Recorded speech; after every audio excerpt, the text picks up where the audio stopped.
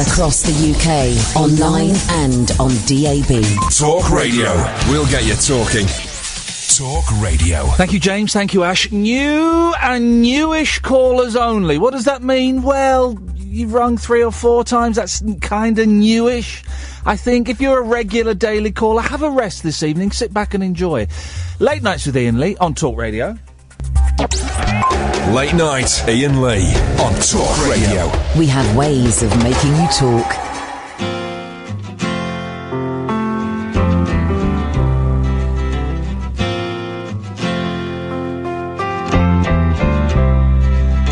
Yesterday had nothing to say. Tomorrow may bring me a thought. Today was here, now it's turned into fear. If it's with you, then I should stay. Sit and wonder why I'm leaving. Sit and wonder if you'll call.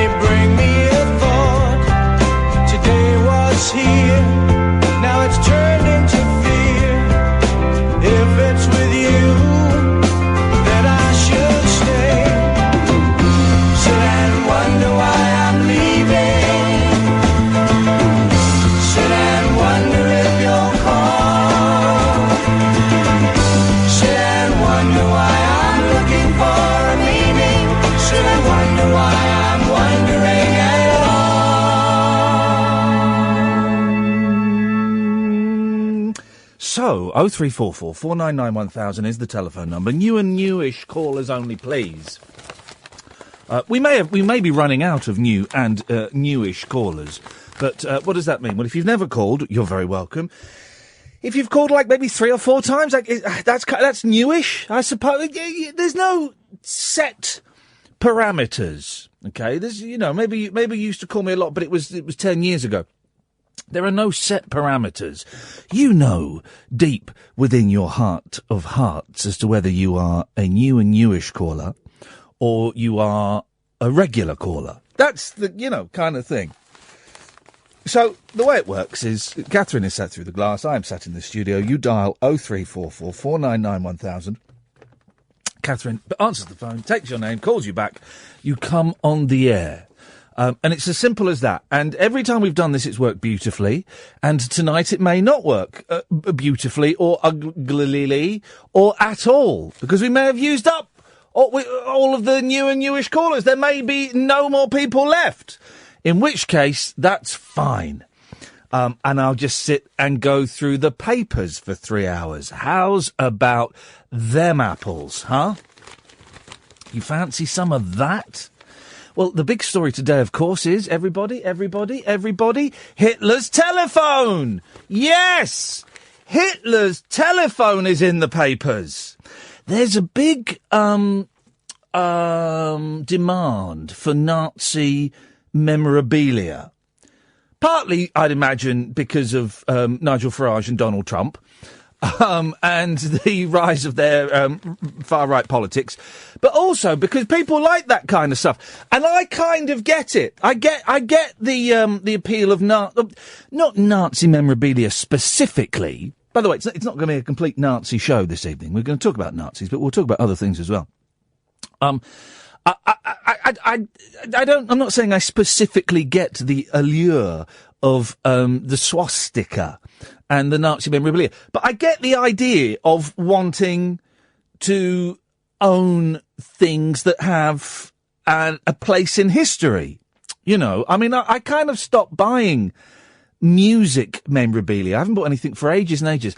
One of my proudest possessions, and do you know what? I don't know where it is a cheque from the mid-'80s made out to a woman called Gloria Perez for $100. The cheque is signed by Mr. Brian Wilson of the Beach Boys. And I bought this maybe about 15 years ago, in the really early days of eBay. I bought this cheque signed by Brian Wilson to Gloria Perez for $100. And for a while I had it up on my wall, and I don't know where it is. I don't think it's been chucked away, although sometimes things of mine tend to get chucked away that I don't want chucked away. I think I know where it is. I think. And the reason it popped into my mind recently is because I was reading Brian Wilson's autobiography in quote marks there, because I didn't actually write it, and he talks about Gloria Perez. He talks about this woman, and she was a housekeeper for him in the Landy days, when Dr. Landy would keep him under strict watchful eyes, and Gloria Perez was his housekeeper, and she would kind of allow him to watch television. She would kind of look after him when Landy, and here it all links up. Landy's team, who were nicknamed by the rest of the Beach Boys the Surf Nazis, it all links up. She would kind of treat him and let him eat, the food that he wanted, and, would pass on messages when people phoned up that he wasn't really allowed to speak to, like his brothers and things, or his brother. And I've got this signed cheque, signed by Brian Wilson, made out to this Gloria Perez. I have no idea where it is. It used to hang outside the bathroom in the flat. I've not seen it since we lived in the flat. We haven't lived in the flat for about 8 years, so it could be anywhere. I'm going to dig that out and find that, because it's stunning. So I understand. Daniel, stay there. I'll come to you in a minute. 0344 499 1000. I understand the desire to own something from history. Now, for me, it's pop. It's pop and rock history. I once bid on Davy Jones of the Monkees, of course, chest X-rays he'd had done. Imagine that. And I wimped out at $45. I thought $45 was a fair price, and I wasn't prepared to go any further. And now, of course, there's a part of me that's thinking I should have gone all in. $150. Should have gone all in. What would I do with those? I don't know. In the old days, I would have bought... You know when you go to the doctors and they put X-rays up, they clip them up on that light board thing. It looks like a medicine cabinet, but it's a light. In the old days, I would have bought one of them, stuck it up on the wall, clipped them up, and then when people came round, I said, have a look at this. You see that? They go, is that you? I go, no, it's David Jones. Right. And they think I was a delightful eccentric. That's what they would think. They wouldn't think I was weird. They would think I was eccentric. And I've got all these bits and pieces scattered around, and I don't, with kids and life and furniture and things. I don't have the room to display them. But if I were a rich man, tiddle-iddle pom, I would have a room full of cabinets and bookcases full of these things. Anyway, I understand the desire to have bits of history, which is why when you see something about Hitler's phone, I get it. There was a thing about Eva Braun's knickers the other week as well. I get it. That'd be brilliant. There's a guy who won a competition in the 80s, and he won the 4 suits worn by the monkeys in their film Head. He won them. They're white suits, right? And he got in touch with me and wanted me to help verify if they were real or not. And I was salivating. And do you know what? I sent him an email saying, if you ever want to sell them, I've got $5,000 with your name on it. $5,000? Flipping heck. My wife would kill me. But I'd get mannequins and I'd have them dressed up. That is a bit weird, I suppose. So Hitler's telephone pops up for sale. Daniel, I'll come to you in a minute. I promise. 03444991000. Hitler's telephone comes up for sale. I get it. And do you know what? I wouldn't mind having Hitler's phone. I mean, I don't want to say it'll be cool because some of you will misinterpret that as me in somehow giving the thumbs up to the Third Reich. Not at all, not at all, not at all. Not at all. Not in any way a Nazi. I tweeted tonight that I might join the Lib Dems. Ended up muting quite a lot of people after that. But then lots of, Lib Dems, it turns out, are nice people. Lots of lovely people saying, yeah, come on. Come and join the real alternative. I'm confused by the Lib Dems, though, because there are 8 or 9 MPs. I think there are 9 MPs. And they're supposed to be voting against the Article 50 thing. 2 of them abstained. That seems a little bit spineless. I might join a political party for the first time in my life at the age of 43. That'll show them. We're allowed to disagree with the Brexit vote, guys. We're allowed to disagree and make our voice known that we don't want it to happen. We're allowed to do that. It's not being a Ramona or a sore loser. It's called democracy. We're allowed to say, OK, we lost, but I'm not happy with the result. And that everybody who voted, not everybody who voted was a racist, come on, but everybody who voted to leave is an idiot. I'll say that. 0344 499 1000 is the telephone number. I'll talk about Hitler's phone in a minute. I'll talk to Daniel in a second. Late Nights with Iain Lee on Talk Radio. Uncut after-hours conversation for the up-all-night generation. Late Night Iain Lee on Talk Radio. We have ways of making you talk.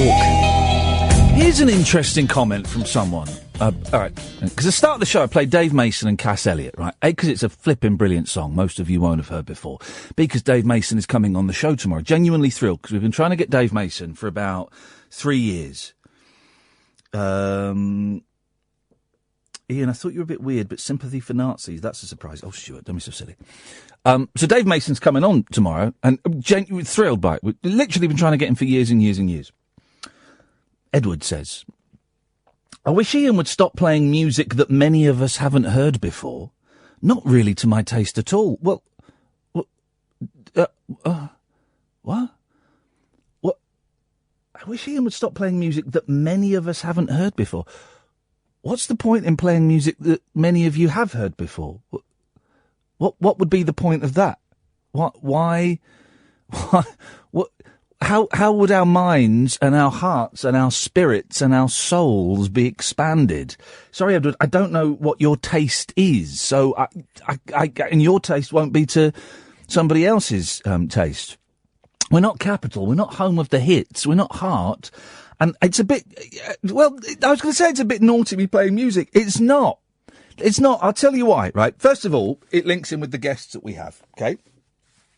Secondly, even though this show gets loads of phone calls, it's fair to say that, you know, there are still gaps. We've got Daniel, we've got Jim lined up, and I will go to them in a minute. We've still got a few gaps. So playing a song takes the pressure off me for 3.5 minutes, right? Thirdly, I'm not feeling particularly well tonight, and it was just, you know. But fourthly, more importantly, it just kind of sets a tone for the hour. Just kind of sets a mood for the hour. Like if you were at home and you had some music on in the background, it just sets a mood. That's all it is. It's sending out vibes, man. And that's why I do it at the top of the hour. And sometimes it'll be The Littlest Hobo, and sometimes it'll be a song that's kind of niggling away, or sometimes it'll be something that references something we just talked about, or sometimes it'll be because we've got a guest coming on that week. So it's only a tiny thing. It's a total of 9 to 12 minutes out of the whole 3-hour show.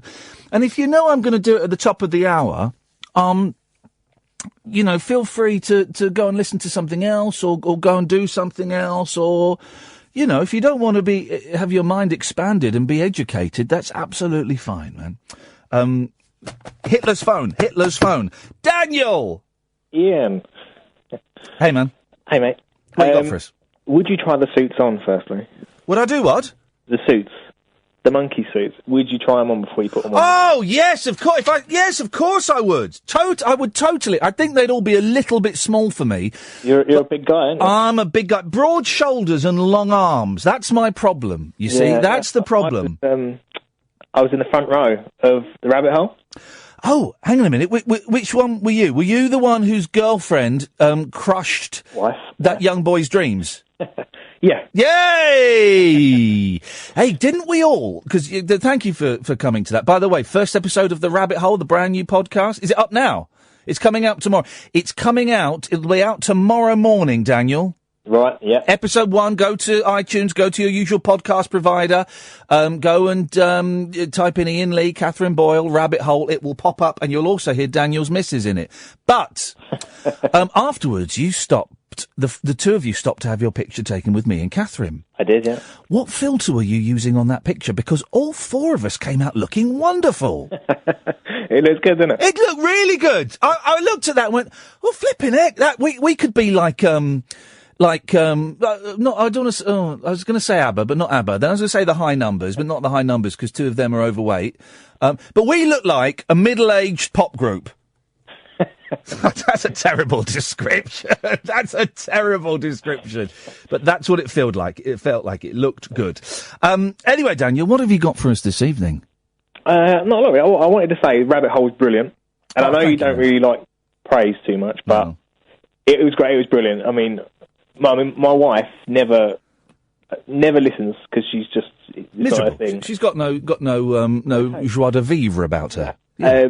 But I listened. I'm a postie, so I'm a podcast listener. I never get a chance to ring up or hear live because I remember telling you that night. Actually, I'm up at 4:50 in Cambridge, so it was a bit. Yeah. No, I know. So, well, bless you for coming down. It's appreciated. No, I loved it. I've not stopped smiling really. Oh, nice one, man. Thank you. Well, for those who don't know, it's this kind of separate show that me and Catherine started doing on Sunday, where an audience comes down and we record 2, possibly 3, but I think it's 2 podcasts, and we sit there and we talk and we open up Skype and we give out a phone number, and people actually phoned in.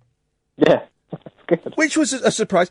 The second hour did get very wanger heavy. There were a lot of wangers involved. A lot.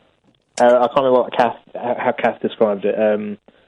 Heaven, I think. That's how she described it to me afterwards. Absolute heaven. Wang heaven. Do you know, I've never had Twitter before. Never really got it. Never really understood it. Oh, it's rubbish. And I set it up just so I could tweet you. Oh, you stalker. And when you retweeted, you and Kath both retweeted me. I didn't really know. I thought that's good. Twitter is, I think it's awful. The more I consider it, the more I think it really is an awful, awful place.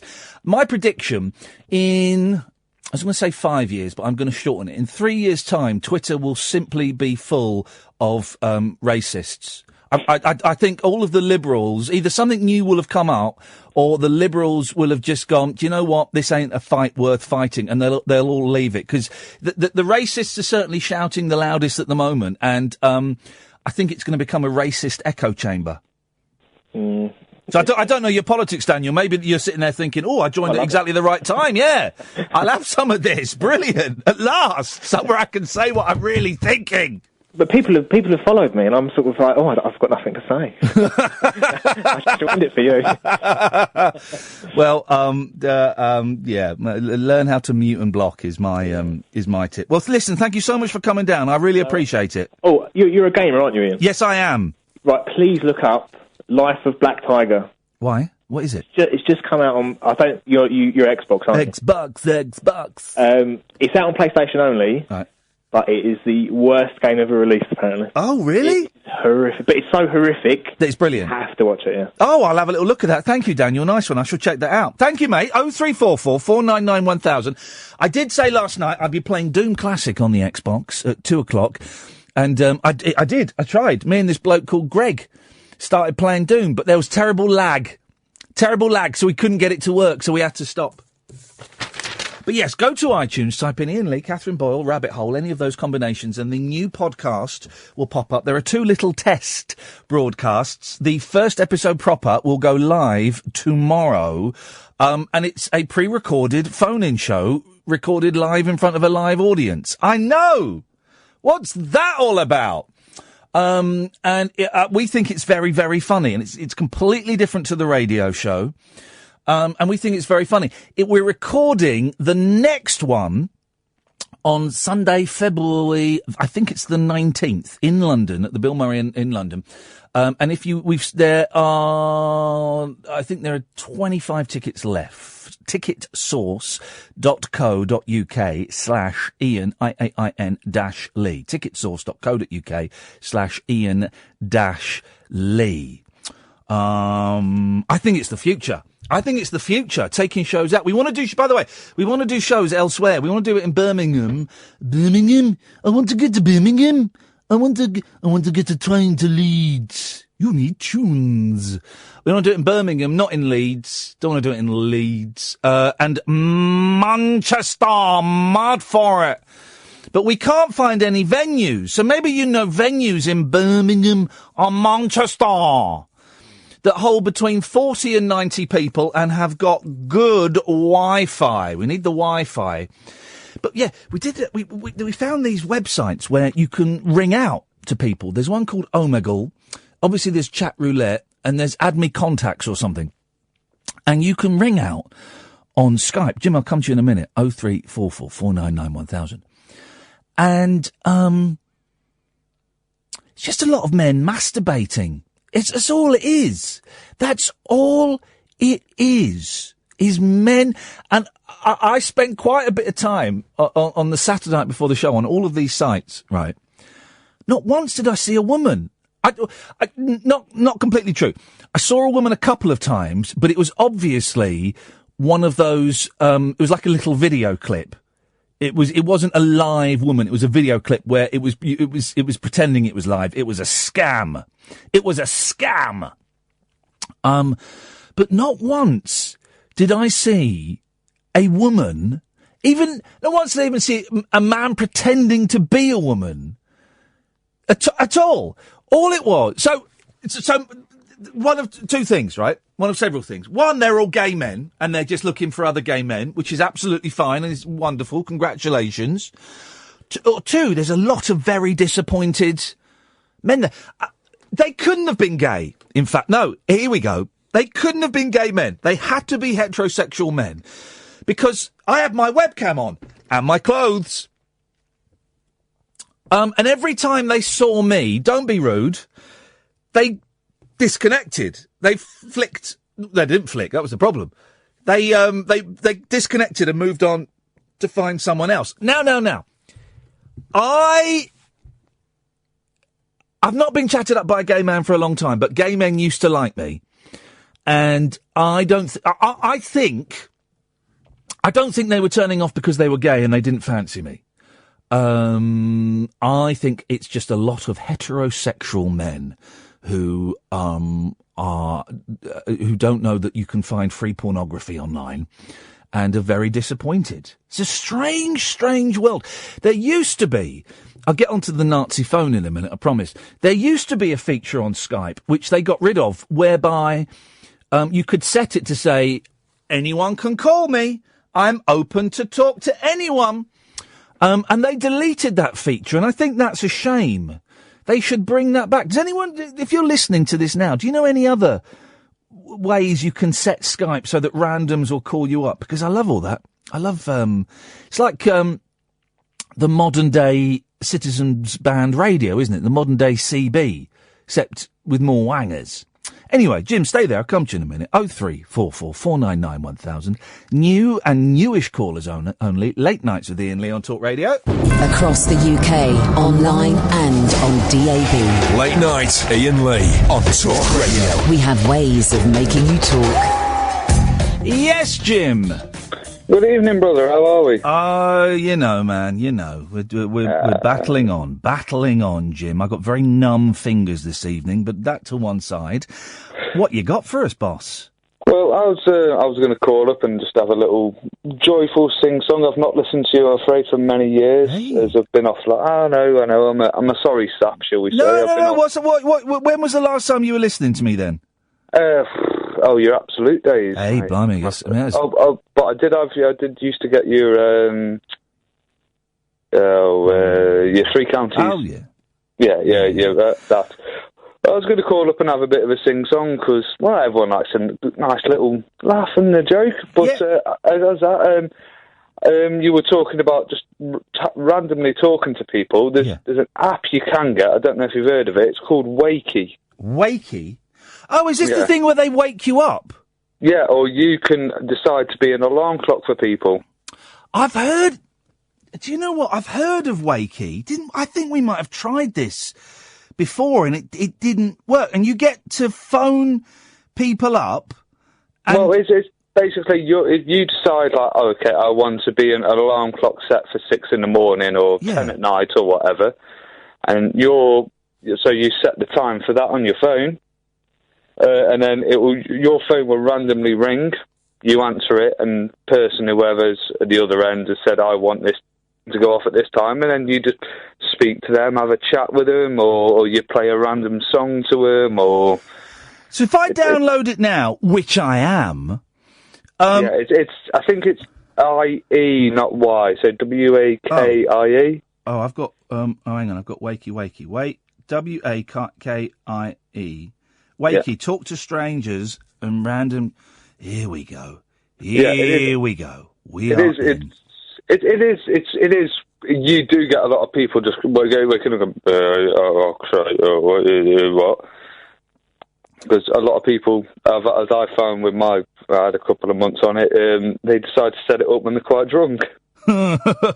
Yeah, I would imagine. I'm downloading it now. Oh, I think I've got to change, even though it's free, I've got to change my credit card details because of those bloody scammers. Let's see what happens. We'll download that and we'll see if we can get that to work later on. There should be more things where you can speak to random people. There should be more things. Yeah, and by the way, they don't get your number, you don't get their number. It is literally the alarm goes off and they just see an alarm and they answer the alarm. Oh, well, let's see if we can. But who's going to be? No one's. Is it all around the world? Yeah. Boom. We're in. I was going to say no one's going to want to wake up now, but I think we. I had a lovely chat with a bloke that was living in Taiwan. Sorry, Taiwan. Yes. Yeah. Taiwan. Yes. Just had a chat with him. He's like, "Oh, thank you for waking me up." And I was like, "Oh, where are you from?" He's like, "Inverness." I was like, "Oh, better. What are you doing over there?" I was like, "What are you doing over there?" He's like, "Oh, I'm over here on a boom, and then it went dead." So maybe he's been shot. Maybe I'm over here to be executed, and you were his wake-up call. Do they execute people in Taiwan? I don't know. Taiwan. I don't know. I think it's mainly sort of a saw kind of game over there, rather than a straight execution. Saw, there's a great movie. First one, Fan Dabadozi. First one was brilliant. Yeah. Second one I thought was very good. Is the second one where they're in the house? Oh, is that the one with the cage on the woman's head? Oh, I don't... Is it not? They all kind of roll into one another after the first one. There's the one where... Sorry, I'm just looking for my wallet now while I talk. There's the one where they're watching it on the video and they're trying to work out where the house is. Spoiler alert, guys. And they get to the house, but it was all happening a day before. Yeah, yes. Is that two? Because that was quite good. Is that the second or the third one? Is the second one where they're in touch with the police and they're giving them constant clues? Oh, yeah, you might be right. You might be right. Oh, Iain, you might be right as well. You might be right. The thing is, the thing with Saw, right? The first one is brilliant, but it's films that you just can't watch them again. Once you know the twist, there's no point in watching them again. That's it. I mean, there's only two good films. Once you know the twist, you can watch again. It's Sixth Sense and what's the Shutter Island. Oh, I've never seen Shutter Island. Oh, Iain, yes, go and watch it. Well, do you know what? Now someone's going to tweet me, but this is the thing: never tweet that you're reading a book or about to watch a film, because someone will always tell you what the ending is. Yeah. The fools. Why spoil someone else's enjoyment? Oh, because they are. I was having a conversation with someone the other day who was tweeting me abuse. And I looked at his Twitter feed, and it's all him just tweeting abuse. And some of it was really nasty. He had a picture of Simon Weston on, and it said Happy Burns Night, and all of this stuff. And he was just tweeting people around him and tweeting them abuse. And I had a conversation I was trying to have a conversation. I said, why are you doing this, man? Why are you doing this? You think you own the internet, but you don't. He went, oh, I knew I'd get you riled up. I said, well, no, you haven't. And you didn't. You didn't expect to get a response. And you're surprised you've got a response. Why are you doing this? I'm about to go and do a radio show to tens of thousands of people. The money I get from that will feed my kids and pay my mortgage. I've got a life. Yep. Why are you doing this? And of course they didn't have an answer. Yeah, well, I guarantee the answer. He's sat in a bed sit at home when he's not paying his TV licence in front of a 4-inch TV. But anyway. Do you know what? I bet some of them are like that. But I do think... I mean, there was that fella that got done for trolling Jordan's boy, Harvey. And he had, from the outside, it looked like he had an all right life. He had a job and he was doing all right for himself. And yet he still found it necessary to... Thinking of which, there was a good... I'm sorry, we're going on a bit of a tangent here. The whole show is tangents. Oh, lovely stuff. Well, we'll keep on carrying on, shall we, good brother? Please do. Catherine, could you just quickly come in and plug in my computer, because I'm down to 2%. Sorry. Carry on, boss. It's all right. Thank you, good sir. There was a programme on Channel 5, and I can't remember the name of the woman now. She used to be in like one of those bands that were made by Simon Cowell. Yeah. They're the pop stars. Well, anyway, and she got trolled online. Yeah. And it was on Channel 5, and what she did, she went out and found other people that were trolled. Yeah. And they got a group of investigators, and they found out where they lived. And there was this one woman, I can't remember now if it was a daughter or son or... so anyway, someone close in her family died, and they went to the house of this bloke, and anyway, they found who it was. Why are you doing this to me? Why are you doing this to me? He locked himself in a gate and put the camera over, and there's literally a wall about 3 foot behind him, and he's stood in this 3 foot gap. Oh, God. Locked in. And I was just like... Yeah, well, you're big online. You can't do it in front of face-to-face. But then the problem with... do you remember when Sky confronted a woman? What was her name? Ice Cream or something. And she killed herself. Oh. Do you remember that? About a year or two years ago, Sky confronted a troll. Was she trolling them again? Sorry, 1 second, mate. 1 second. Oh, gosh. What the hell is going on? You need to stop smoking, buddy. I'm on the tail end of a throat and a chest infection, so... I think she was trolling the McCanns, I think. And Sky found her, and the reporter went and knocked on her door and stuff, and she was named and shamed. And then she went to a hotel a few days later and killed herself. So... But this was all, obviously, I don't know how Sky did it. I'm going from the TV programme I watch. Yeah. Excuse me again, sorry. What the hell is going on with you, Jim? That's all right, I've still got 2.5 lungs.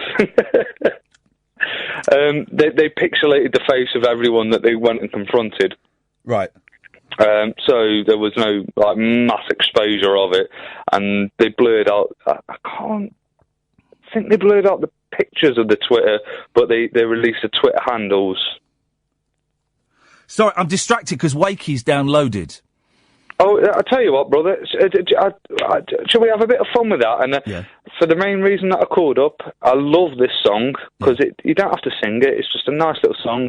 It's the theme tune to Heartbeat. Huh?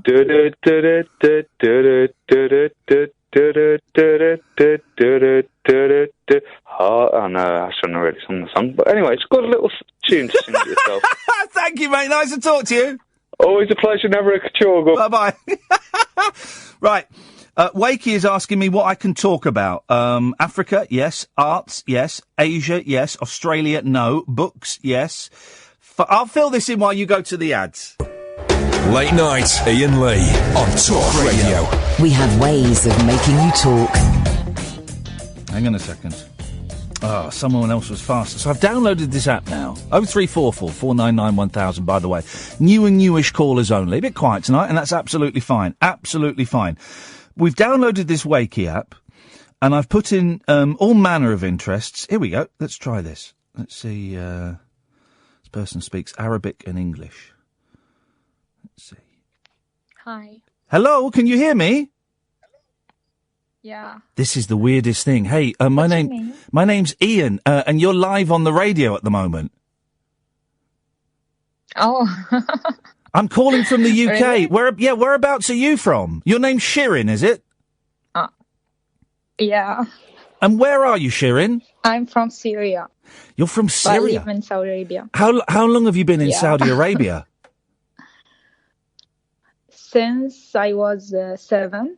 Okay. And I'm guessing you're a little bit older than 7 now. Yeah, it has been a long time. Okay, right, good. And listen, I've never used this app before. We're doing a radio show at the moment in the UK, and I hope you're okay with that. And we were just talking. It's a phone-in show, and we were talking about ways that you can get in touch with random people.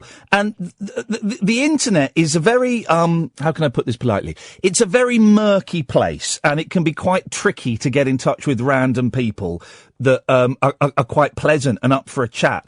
And someone just called in and told us about this Wakey app. Do you use it quite a lot? No, actually, I just used it 1 week before because I want to practice English. Oh, so fantastic! So I just found myself on the UK radio. It's just weird, you know. Well, I know this is how these things can happen. And have you? How many people have you spoken to using this app then?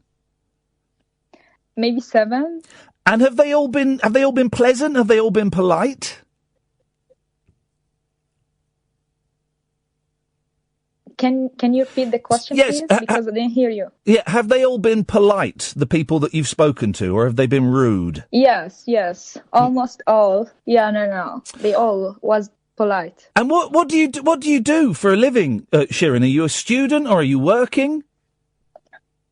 I am student right now. Maybe after 3 months, I will graduate officially. And what are you studying? I'm studying pharmacy. Oh. Now in my internship year, so. Oh, fantastic. Well, so we have an internship year. It's almost practice in hospitals. Okay. Well, that's good. And anyway, Go on. I'm planning to do my master in UK. So. Oh, Shirin! Maybe next year I will be. Well, if you come to the UK, then you must come into the studio and do this properly. Now, I've noticed that you've asked a question. It seems to be literally. I've just downloaded this app 5 minutes ago. It seems to be that everyone asks a question, and is that how you get in touch with people? Yes.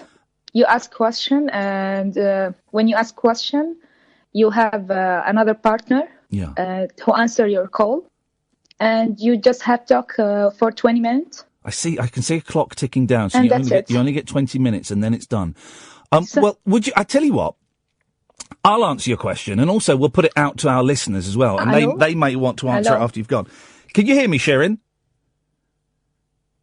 Yeah, no. I tell you what, why don't you ask me your question?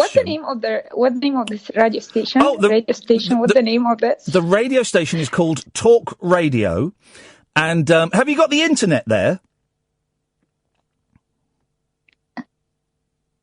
Have you got the internet? Can you hear me? I can hear you. Can you hear me? Yeah, now I can Have hear you got the internet in front of you? Yes. If you go to www. Okay, 1 minute. Go on. This is going to blow your mind.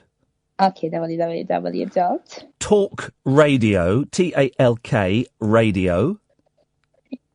Okay. .co.uk. Yeah. And there, somewhere there'll be a listen now button. Let me get the website up so I can see it. And if you click the listen now, you should hear us. There'll be a slight delay. Late Nights with Iain Lee. On the left-hand side, it says listen live. If you click that. Okay. And I can hear myself. Okay, I got it. Now do you believe me? Yeah. Good. What was it's weird, you know? Yeah, I know it. It must be weird. It's weird for me. It's weird. What was the question that you asked? And we'll put it out to my listeners. What was the question that you asked? I asked how would you like to be remembered? How would you like to be in this life remembered? That's a good question. Why do you ask that one? How would you like to be remembered? It was on the suggestion list, so. Oh, I see. Anyway, I like it, but I like it. Well, because I'm not. But I would like to be remembered. Go on. I like this type of question, actually. Okay. Well, how would you like to be remembered then, Shirin? For me, I would like to be remembered as I want to have my impact in this world. Yeah. So I would like to do something for this world and to leave and my imprint in it. Yeah. So maybe hopefully as a pharmacy student. Yeah, go on. But I have a keen on infectious disease and HIV. Oh. I hopefully I want to do more research about the cure of the HIV, and because in the hospital you can see a lot of patients and like this. So maybe someday you can know my name from research that have an impact about the cure of HIV. Maybe. The Nobel winner this year goes to Shirin for her cure for HIV. Could be. What? You could discover the cure for HIV. You could be world famous, Shirin. Hopefully. I have an interest. Okay. And I want to complete my studies in this field. So maybe some days. Hey, Shirin, listen, I read a lot about this, so I have a lot of interest and I saw a lot of patients. Well, Shirin, listen, I wish you the very best of luck with your studies. I'm going to let you go now, but do keep listening to the show. It sometimes gets a bit serious, and sometimes I can't hear you actually right now. I can't hear you. Can you hear me now? Maybe bad connection. I think we've got a bad connection. Shirin, I'm going to let you go. Thank you so much for talking to us, and I wish you luck in your studies. Okay. Thank you. Bye-bye. Thank you so much. Thank you. Bye. Well, she was, there we go. She was delightful, wasn't she? That's fun. Oh, can we bunk off early? Rate my experience. 5 stars. Excellent. Well, I found my new toy. Well, she was delightful.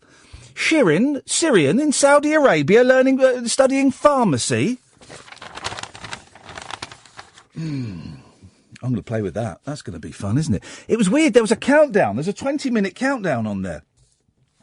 So you get 20 minutes and that's it. Oh, we might play that, We might play that a little bit later on. We'll see how it goes. 0344 499 1000 is the telephone number. If you want to give us a call. Shirin, if you're still listening in Saudi Arabia, thank you. I was trying to say before the signal went, I need to log on to the Wi-Fi on my phone.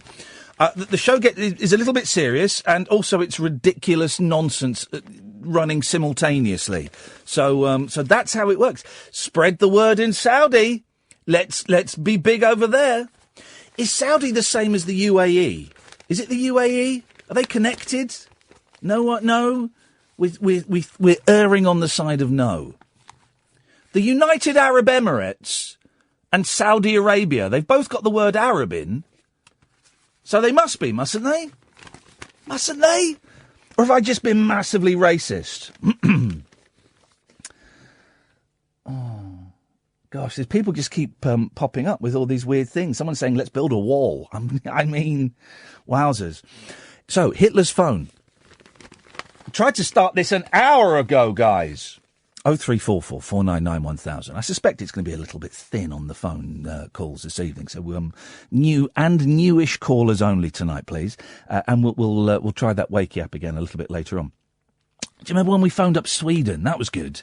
When Sweden had this, the was quite early on when we were here, had this brilliant tourist board, idea where there was a phone number, and you could call Sweden.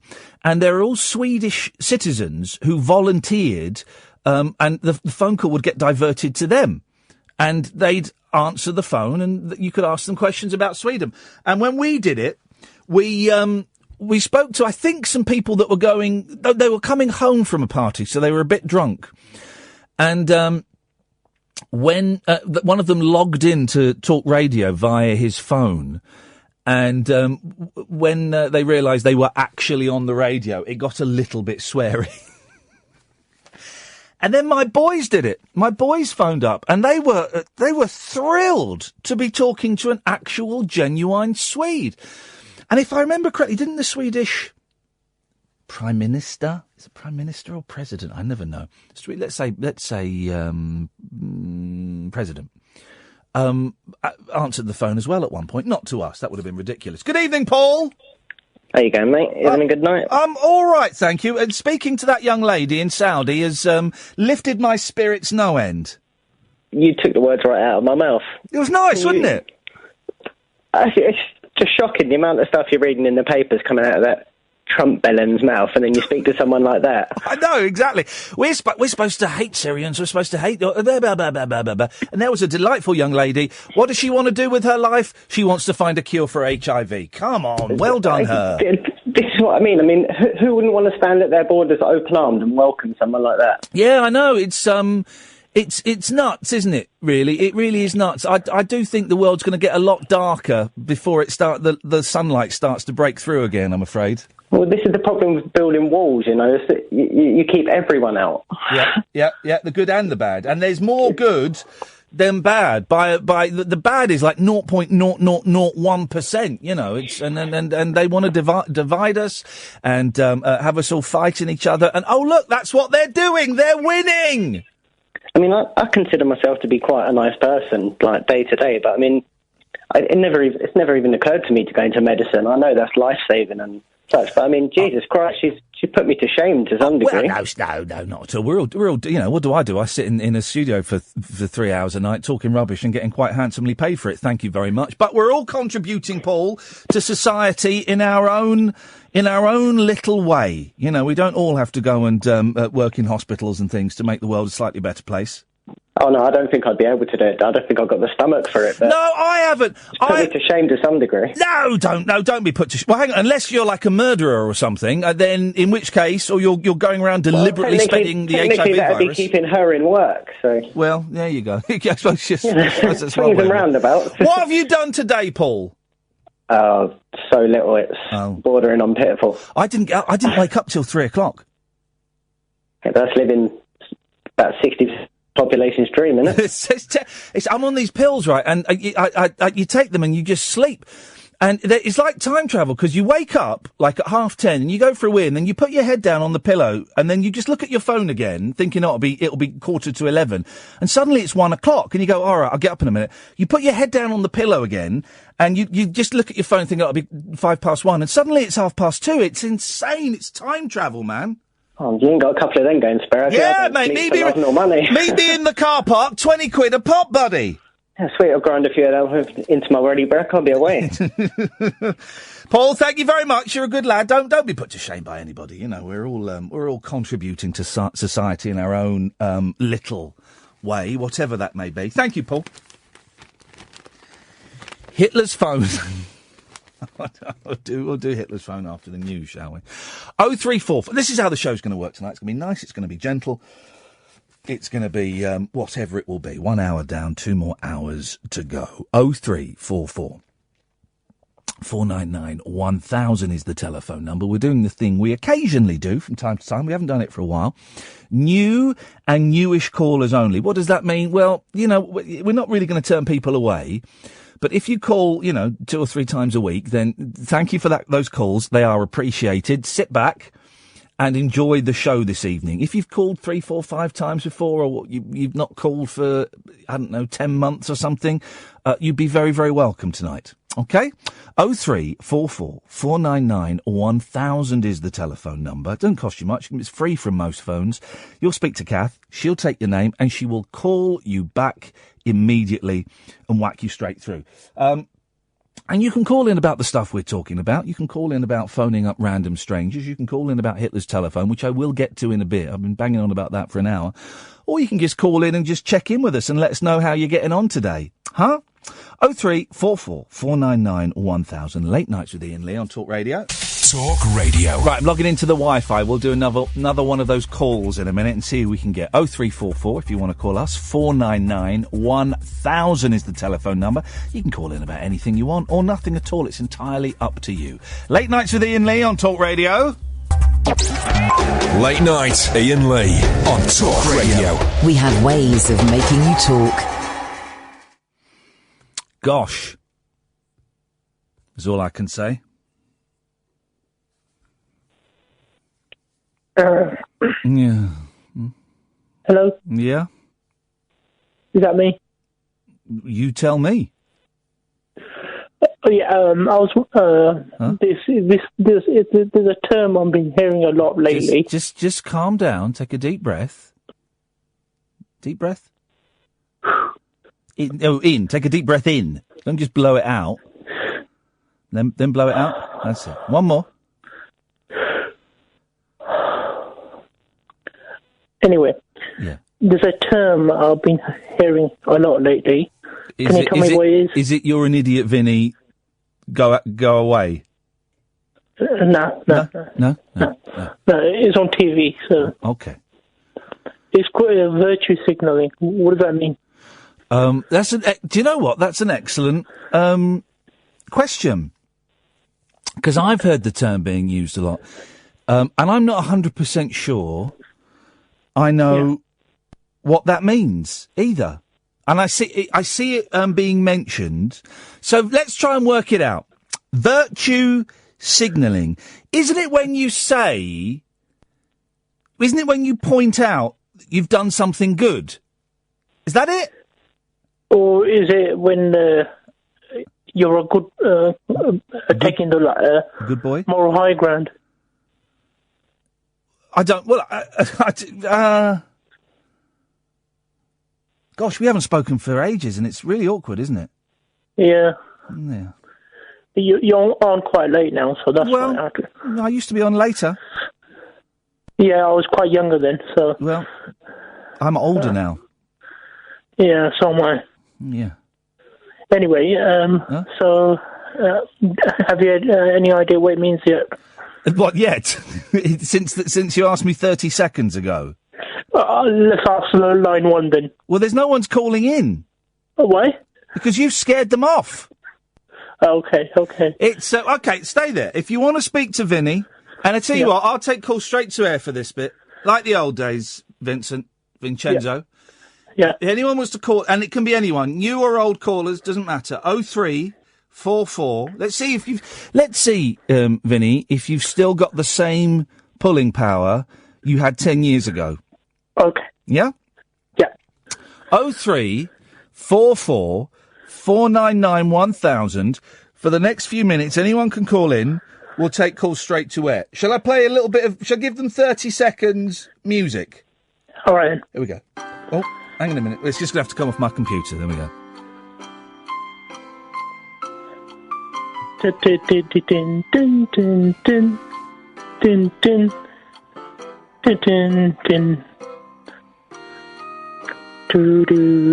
got the same music as like 10 years ago.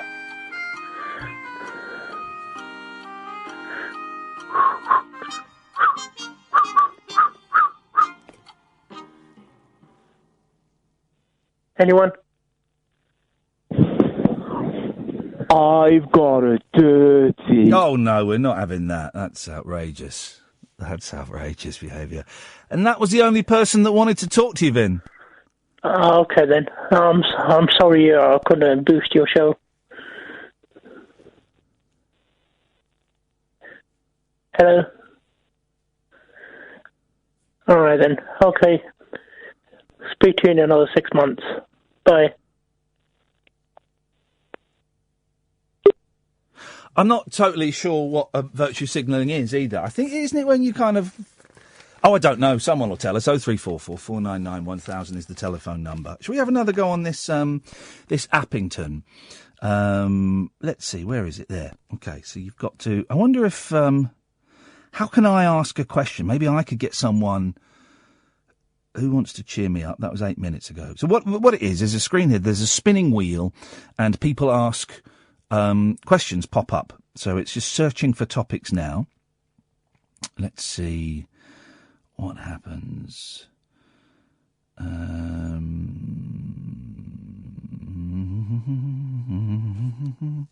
You're never quite sure if you're connected to the Wi-Fi in this place. It's always a little bit... So what we're going to do is we're going to go into the Wi-Fi. We'll type in the password one more time. One more time, take it from the top. Let's see if this works. Now, searching for voice topics. It's going to be one of those shows this evening with lots of silences, which is absolutely fine. Sometimes it's nice to... here we go. I need to talk to someone about my love life. Boom, we're in. We are in. Oh, that one's gone. I would quite happily talk to some... Because I did say that love and romance were one of the things I could talk about. And psychology, sociology, and all kinds of... Right, let me ask a question. Who wants to be on the radio? There we go. So we're going to... arts, careers, electronics, games, movies... science, politics, parenting, let's tick everything. Okay, let's see. Dave! Hello, mate. Hello, Dave. I'm just firing this off into the ether and seeing if anybody responds. We might get a phone call in a minute from a random Dave. Let's see what happens. I had to focus, Vinny's on. Oh, she'll be so disappointed to have missed you. Oh, hang on a second. Hello, who's this? Hello, this is me. This is Cinderella. Hey, Cinderella, how old are you? I'm 21. You're not 21 years old. Yes, I am. Why is that? What year were you born?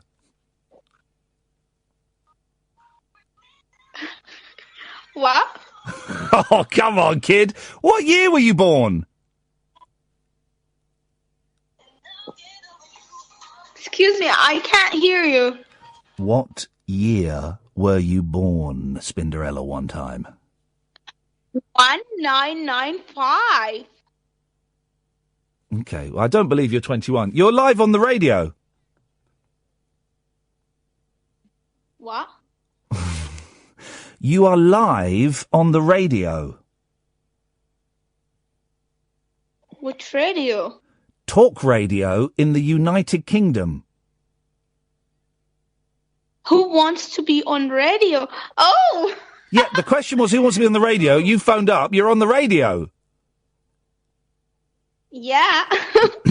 This is great. Yeah, well... I'm Cinderella. Yep. How come that I wouldn't be on radio? Yes. So who did you vote for in the election? Sorry? Who did you... Well, if you voted for Trump, you should be apologising. Who did you vote for in the election?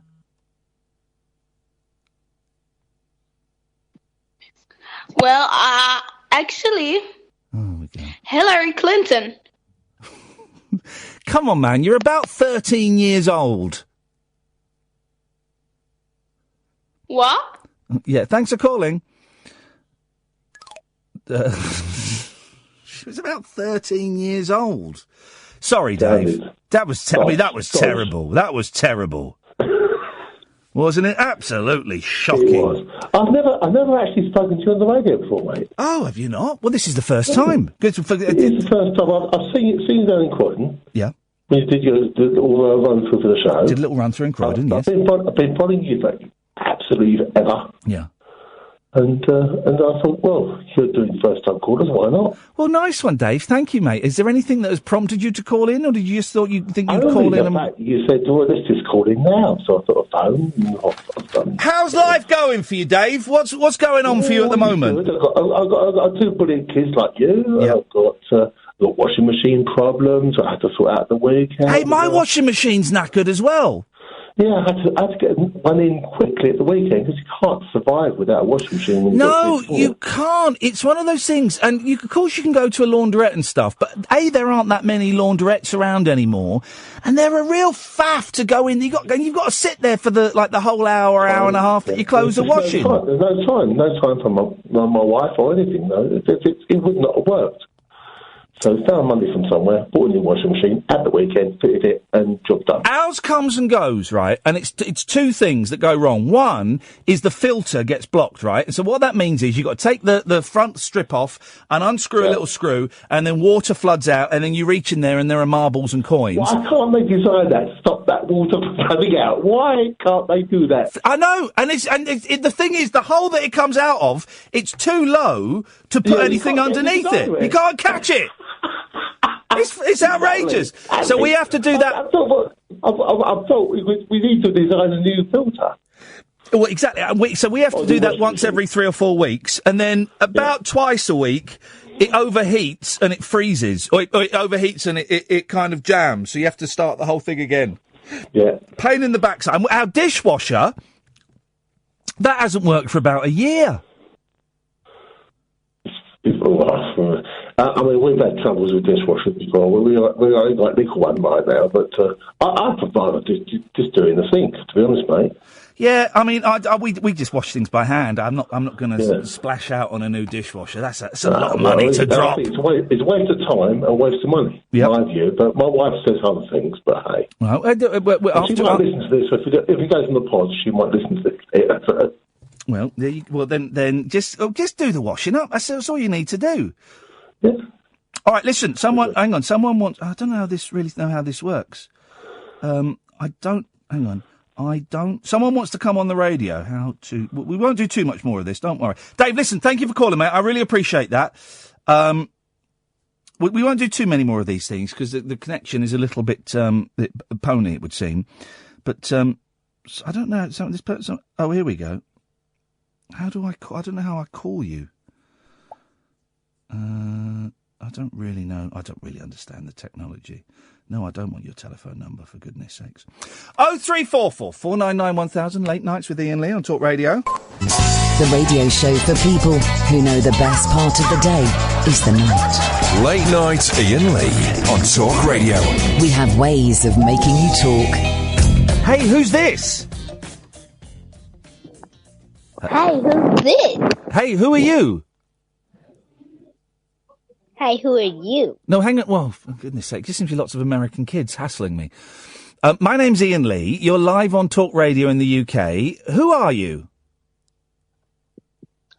My name is Tinila Scott. Right.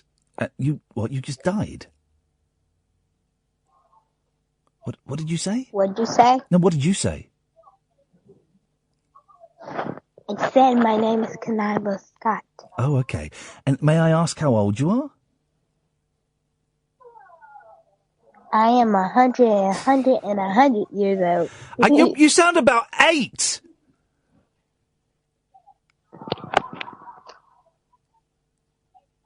Well, thanks for calling.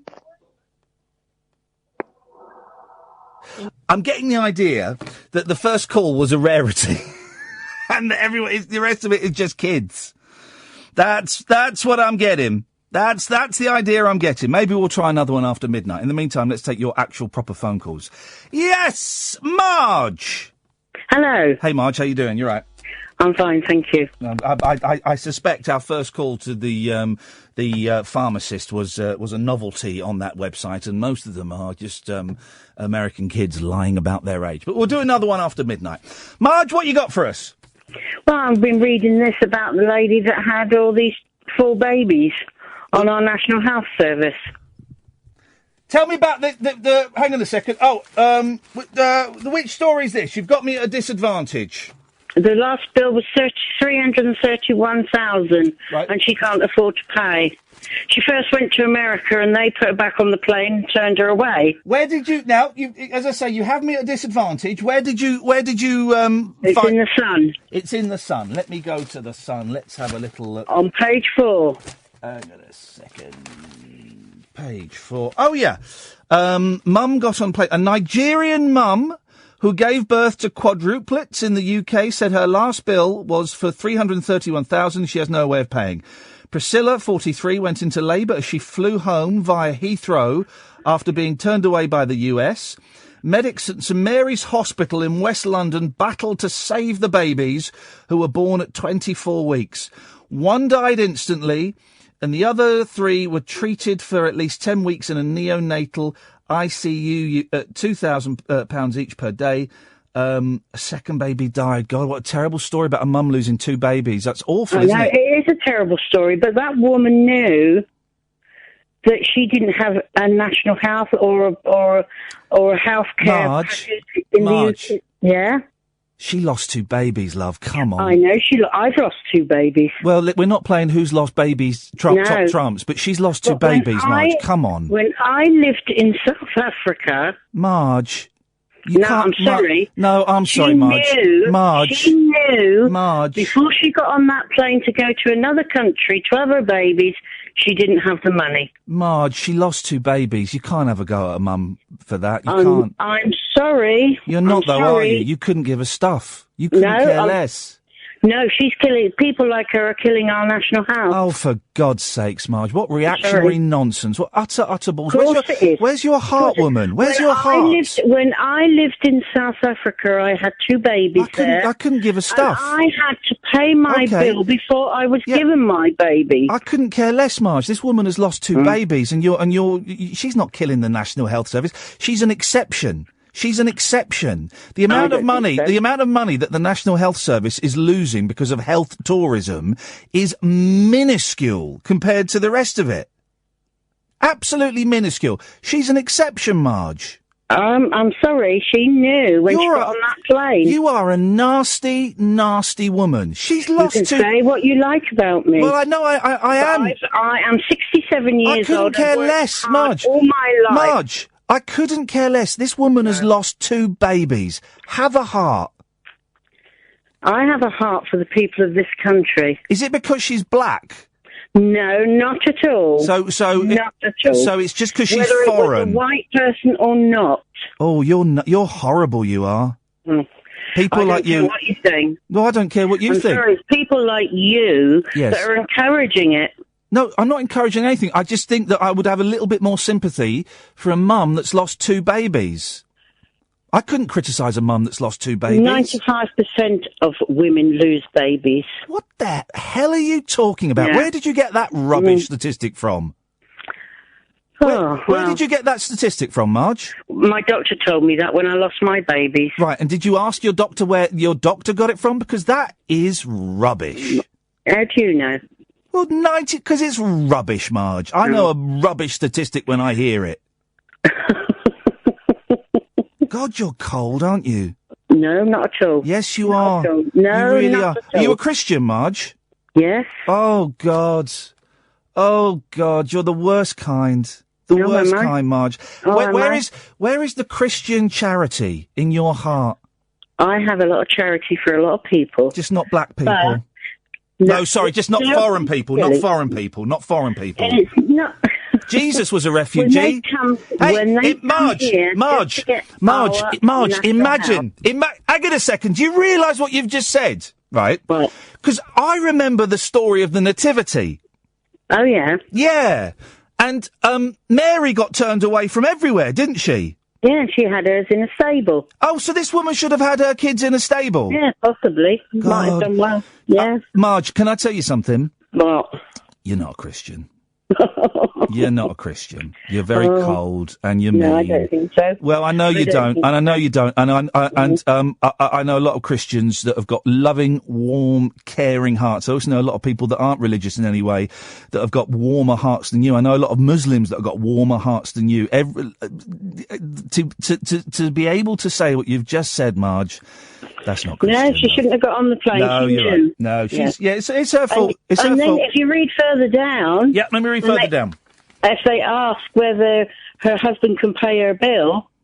Asked if her husband will be... give her a visa and let him live in this country. Asked if her husband will be able to settle the bill, she replied, will you give him a visa and money to come? Although she insists she did not intend to give birth in the UK...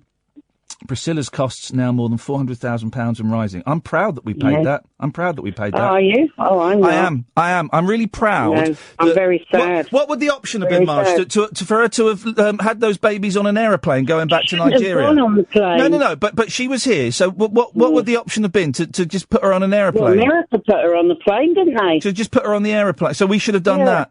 Yeah. You're not a Christian, Marge. No. No. Yeah. And the fact that you're laughing makes it even worse. You've got a very black soul, Marge. No, I haven't. No, not at all. Well, I'm really proud that we saved her 2 of her 4 babies. Makes me proud. I'm not saying that. I'm not I'm glad that they saved 2 of her babies. But what I'm not saying that you're glad they saved. Okay, she Marge. shouldn't have got on the plane in the first place. You're right, Marge. You're right. I'm just saying that I'm really proud that we saved 2 of that woman's 4 babies, and I'm sorry we couldn't save the other 2. Very hard. No, it's 4 not. babies at 24 weeks. Yeah, I know. 24 weeks. That's how many weeks is a full term? I mean, I wouldn't have gone on a plane pregnant like that. Because it's 40 is full term, isn't it? Yeah. So people do travel at 24 weeks. So nah, you're cold, Marge. Go and have a little read of the Bible and go and pray. Have a pray and see what God says. All right. I will. Yeah. Okay. Yeah. Sleep well. But I won't change my mind. No, I know you won't. I know you won't. I won't. Sleep well, Marge. Okay. Bye-bye. Oh, that's cold, isn't it? That's cold. That's not Christian, is it? Where's the Christian in that? That's cold. Oh, that's left a terrible taste in my mouth.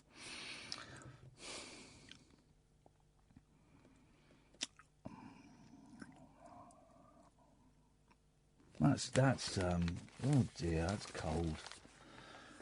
Oh, dearie me. Yeah, compare that to the random caller we spoke to in Saudi who wants to find a cure for HIV. Who I doubt that she was a Christian. Oh, that's really cold, isn't it? Unpleasant. Oh dear, she was laughing about it. What was the joke? 2 babies have died. Where was the gag, guys? I missed it.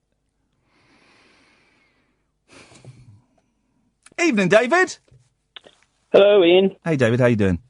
I'm doing fine. Kind of a line to that call you just had. Well, I don't know if you saw the story this week about there was an elderly man who was dumped here by... we talked about this story the other day on Monday.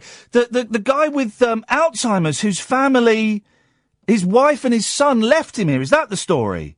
That's right. And you might be able to tell I'm an expat American. I've been in the UK for a long time. Yeah. And you develop this weird kind of radar, where you sort of hear stories from your hometown, and that guy happened to be, from my hometown. Did he really? But it made me so proud, a bit like you were saying, that here we are in the UK with the NHS and with a social care system that people now in the richest country in the world, in America, are so desperate for decent health care, and they can't afford it, that they're putting people on planes to come here. And, it's a sad situation. How does care for elderly people with dementia work in the States? I'm guessing you've got to pay for it all, have you? That's right. That is basically right. There are some. It's like a lot of things. If you're very poor, there is some assistance available. Yeah. And then there is a lot of people take out long-term care at a very early age. Right. And also, to be frank, I've been in the UK for 30 years now, so I don't actually know much about it. The story was, we read the story on Monday, I think it was, and there was a panorama which was on Monday night, which I've not seen, but I'm going to try and watch this week. And it talks about the phenomenon in the States called granny dumping, where you will take an elderly, parent or grandparent who has dementia, and you will kind of dump them in the next state or something. Yes. And take away all their IDs so that it's almost impossible to track the family down. And it sounds heartbreaking. Yes. The reason I actually called was Vinny's question about virtue signaling. Oh, yes. Now, I think it's something I should know, but I don't. What is it? Well, the big demonstrations that took place on the 21st of January following Trump's inauguration? Yes. So I went on the one in London, and there was elements of it that made me feel very uncomfortable. Okay, go on. And it was because I posted pictures on Facebook of myself and my partner marching, and I think part of me wanted everybody to know that I was marching. Yes, and also the march was this is a broad sweeping generalization, but completely populated by people like me. They seem very similar to me. Okay. And there was an element of smugness about it. Mm-hmm. And there was also an element of fruitlessness, futile. It was futile. Yes, futility. Yes, because it's probably not going to do any good. But the one thing it definitely did was, and maybe this is no small benefit, but it made us all feel better. It was a situation where collectively we didn't know what we could do. So I suppose the one thing we could do is march, but I think it also served the purpose of signaling to everybody what a good person I am. So virtue signalling is making sure that people know you're a good person who does good things. Yes. So it's a kind of boasting. Yes, I think that's it, and I think it goes on a lot in social media. Oh yes, social media is full of. Can I ask, because there have been a few marches and demonstrations, and I drove past the Muslim ban demonstration when it was. I think that was Monday. I drove past that, and I was kind of considering. I've never been on a march, David, and I'm kind of feeling that maybe I should go on a march soon, as there seem to be lots of marches happening, but. I do wonder what the point is. What is the point of going on a march? Because they don't change anything, do they? Well, they don't. I think they are a signal, though, aren't they? And I also, a bit like I alluded to earlier, I don't really know what else I can do. Yeah. And I think, and maybe it will spur me on to do some actual physical good. Maybe I will register American voters abroad to vote, or maybe I'll You didn't vote, David? You're the reason he got in! No. Maybe I'll register others to vote. Oh, okay. I did vote, and because I'm thinking of joining the Lib Dems. But that ain't going to achieve nothing. But I feel that I should do something. But yes, it's not going to change anything. No, but I tell you, it did make me. It made me feel better. It did make me feel better. Yeah. Okay. Well, thank you, David. Yeah. I appreciate that. And whereabouts? So, what town was that? Were you from? And that guy from? Edmonds, Washington, just north of Seattle. Beautiful. I've been to Seattle, and Bruce Lee is buried in Seattle. Well, at one point I was going to ring to tell you this, but my cousin Ed had a part-time job where Bruce Lee worked in Seattle for a bit, and my cousin Ed worked with Bruce Lee. Oh, be still my beating heart. What the hell? Where? Doing? Oh, hang on a second. Doing what? Well, he was at American supermarkets where you have bag boys, where they bag up your groceries. Yeah. My cousin Ed and Bruce Lee were bag boys at an A&P supermarket. Now, David, is that a true story? I'm sure you believe it's true, but could your cousin Ed be winding you up? No, I don't. I don't think so. It isn't the sort of thing he would have wound me up about. And it was well known in the Austin family. Yeah. That was a fact. David, listen. That was a cracking call anyway. But that last little thing you dropped in there, David, that's the best call I've had this year, mate. Thank you very much. All right. Thank you, Ian. Thank you, David. Well, can we beat that? Who has your cousin worked with? We won't beat Bruce Lee. Flippin' heck. James, stay there. I'll come to you in a minute. 0344 499 1000. Late Nights with Iain Lee on Talk Radio. Late night conversation worth losing sleep over. Iain Lee. On air and off the leash. On Talk Radio. We have ways of making you talk. Evening, James. Good evening, Ian. Are we still hip-hipping? We can hip. Yes, hip-hip. Those in the know give the cheeky hip-hip. So, yes, please do. Right. Hip-hip-hip. Hip-hip-hip, sir. Hip-hip-hip. I once found myself in the middle of a march after we voted Brexit. How did that happen? I was in a pub with a mate, and then I just heard all sorts of commotion going on outside. Obviously thought, I've got to go join in with whatever it is. Yes. And it turned out to be the massive rally after Brexit. Oh. It was the pro-EU kind of rally. I was like, oh, right, okay, I've got to join in with this. Did you vote Remain? Were you a Remoaner? Well, yeah, I voted Remain, but then, it kind of just happened. So I was like, oh, right, okay. So, as in, I wanted to Remain, but I wasn't going to go out with a placard. Yeah. But when you see, thousands of people walk past the pub that you're in, I was like, I've got to get part of that. And it was honestly... But supposing it had been like the BNP or the National Front or something. Yeah, I know. I could have found myself with a dodgy crowd, couldn't I? You could have done, yes, definitely. Yeah. No, so I just joined in, and because I wasn't that enthused with the march, it was actually really fun, because I went to town singing all the songs. I really went for it. And there was the occasional Brexiter on the side of the road kind of booing us. And then there was all these anti-Brexit chants going, and I was loving it. That was great. But then when you actually get to the end of it, it was like Parliament Square. Yeah. Nothing happens.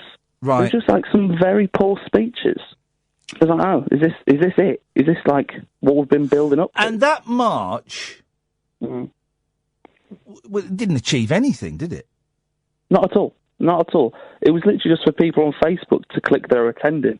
That was kind of all I kind of got from it. There's nothing else happened from it at all. But then my antipathy towards these things, but maybe I'm part of the problem. Maybe if I got up and marched, that would make it... I don't know, Jay. Everything is pointless, isn't it?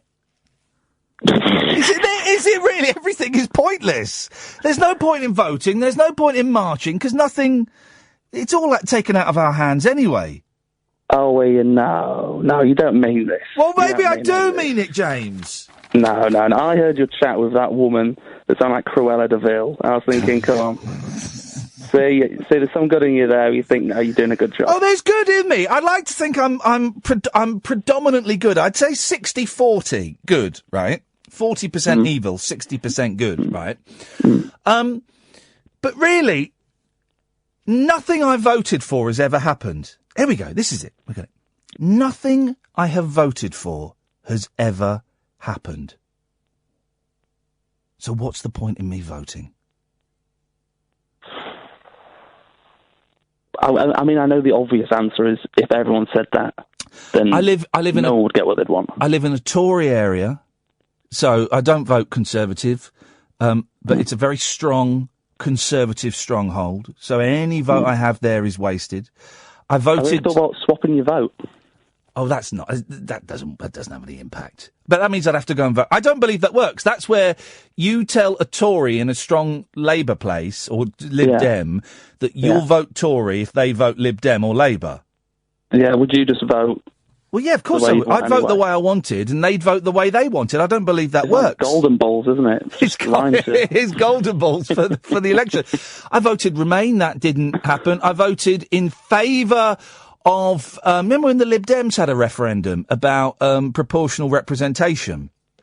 Oh, vaguely. I voted in favour of that. That didn't. I'm a jinx. I think it's me, James. I'm a jinx. Yeah, maybe it is actually just you. All right, the next election, I'm going to vote for the bad guys. And let's see what happens. When they get in, then you're going to be part of the system, aren't you? I did consider, and I know a lot of people did this, I did consider voting Leave in the last referendum for a joke. Because I was so confident that we were going to Remain that I thought, it'd be funny to vote Leave and see what it feels like. And I did consider that when I was in the voting booth. Thanks for calling, James. Oh, I want to say one last thing on the Hitler's phone. Oh, yeah, I've got to do Hitler's phone story in a minute, yes. Yeah, I was going to say, I saw the article saying that it was used to kind of, obviously very grimly, kind of order the death of millions. But, what if it wasn't? Oh. Would you want a refund then if you found out he just phoned up to order pizza? Well, I'm thinking, what if he just ordered like a schnitzel? Well, James, thank you. I'll do the Hitler phone story in a minute. 0344 499 1000. New and newish callers only tonight, please. Late Nights with Iain Lee on Talk Radio. Late Nights Iain Lee on Talk Radio. We have ways of making you talk. You know, on Twitter, you get blocked by people and, over time you wonder why you've blocked people and you wonder why people have blocked you and it all gets a bit confusing. And I saw I was my name was being mentioned in a conversation and I could only see half of the conversation because someone else had blocked me. So I thought, I'll log into one of my other Twitter accounts to find out why that person... And they blocked that one as well. And then it dawned on me, I remember why. Person's got a little bit of a temper and doesn't like being reminded that they have a little bit of a temper. 0344 499 1000 is the telephone number if you want to give us a call. Late Nights with Iain Lee. It's a phone-in show, unlike any other phone-in show, and that you can call in about anything. We will talk about Hitler's phone in a minute. We're doing new and a newish callers only, please. And we had Vinny call in earlier on, if you missed that. It was a bit of a poor call, but it was a good question, actually. What does virtue signalling mean? Vinny's not really called me for years properly, so I would count that as a newish call. So we're not being completely strict and saying, well, you can't have called before, or if you've called twice before, then that's it, you're out. You know the vibe. And I tell you why we do it. Rich, I'll come to you in a minute.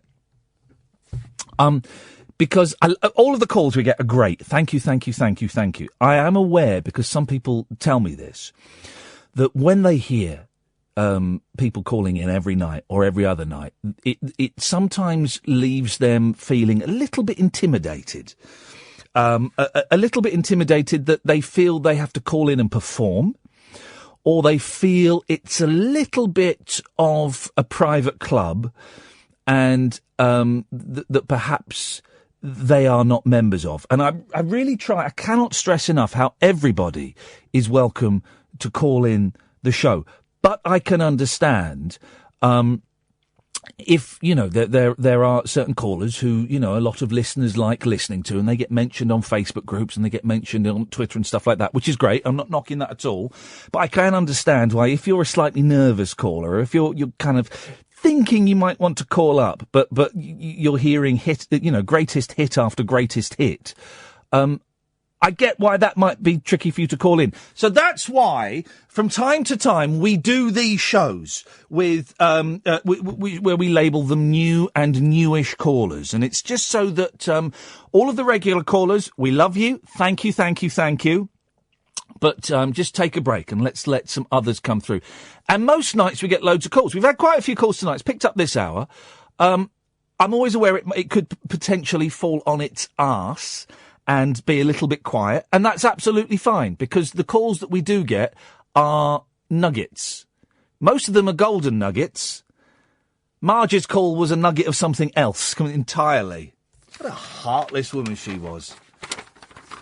Put that out as a SoundCloud. Let's have that as a SoundCloud, because, you know, that's like the old days. That's like we're doing a phone in the 90s. Good evening, Rich. Hello, mate. How you doing? I'm all right, thank you. Rich, what you got for us? Well, I was just thinking, I was debating about whether calling up and stuff, because I'm a relatively new listener and new caller. Thank you. And I was feeling pretty good about today's show, actually, because you had that Wakey app thing earlier. And I thought that was pretty... It was nice, that, wasn't it? Yeah, it really made me feel nice. And then, you know, in the last hour or so, that was really unpleasant, wasn't it? It was, and that, you know, she's not here to defend herself, but that's not a Christian... No, I won't go into it. No, but that's not a Christian attitude. You know, that's not a Christian attitude to have. No. I find it... And listen, people coming over here and exploiting the health system, of course, is terrible, and I don't condone that. But, you know, there was no other option. You're going to put her on a plane or, you know, let her die in the car park. Well, yeah. And the funny thing about it is, and, you know, from personal experience, I know people who have emigrated abroad or whatever, they've lived there for the vast majority of their lives, and it's not unheard of. You know, they're still a citizen. They come back here and maybe stay with their parents for 6 months, and whilst they're pregnant and have the kids, and you don't see that on page 4 of the Sun, do you, all the time? No, and I do wonder why it's so easy to... I do wonder how it's so easy to dehumanise that woman. She's lost 2 babies. You know, and the other 2 babies aren't going to be particularly well because they were born so early. And to be able to just dismiss that so freely, I don't understand. You know, the 2 babies have died. You know, it doesn't get much worse than that. You know. Anyway. You know, it's. I suspect she tried to call LBC and got the wrong number. So. Well, she'd have been patted on the back and paraded around as the queen of the station. Anyway. Yeah, I could tell her it wasn't her first time calling up. Anyway, it's all good stuff. We're all good people. So what have you got for us, Rich? Yeah, mate, I was just earlier on, like right at the very start of the show, you were talking about, and you talk about it sometimes, people having a problem with the tunes you play. Oh, yeah. And I just thought I'd come in with a bit of support and say, I think the other week I was listening to, I think it was on the podcast actually, I caught the last 5 seconds of it, whatever. Yeah. But as I understand, you were playing the Cardiacs. Oh, mate, yeah, we've been playing a bit of Cardiacs recently. You won't get that anywhere else. Exactly what I thought, and I was like, wow, I didn't know this was this kind of show, but it it made me, I was enjoying it all the more for it, you know. I listen. What's your connection with the Cardiacs then? Oh man, I don't think I could tell you. Well, I mean, I don't think I can remember, so I'm not sure I can tell you. But I'd imagine it's probably to do with my dad or something, because he's a record collector. So like when you're growing up as a kid, you just hear all this strange music come out of his... Hang on a minute. Here we go. Hang on a minute. Oh, yeah. Here we go. Whack this up, Ed. Whack this up. She's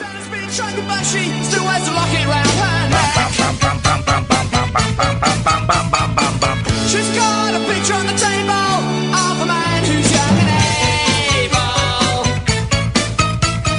Oh, Susanna's gonna cry. Oh, Susanna's still alive. Whiskey or gin, that's alright. There's nothing in her bed at night. She sleeps with the covers down, hoping that somebody gets in. Doesn't matter what she does, she love it. I love it, Rich. That's joyous, that is, man. I used to know them. I had a friend that was really into them, and I wasn't particularly into them, but through a friend of his, we kind of used to hang out with them. And when I was in a band, Tim Smith came and mixed the sound a couple of times, and I'm friends with Carvis, who was in a later incarnation. So yeah, I dig the Cardiacs, man. I dig Cardiacs.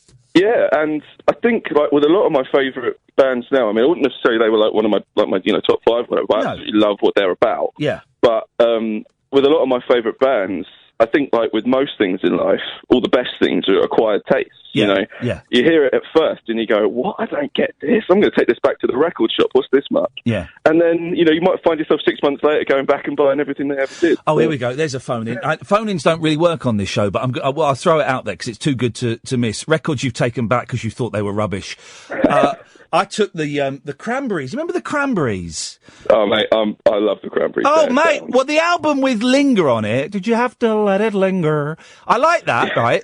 So I bought that album, and I thought the album was atrocious.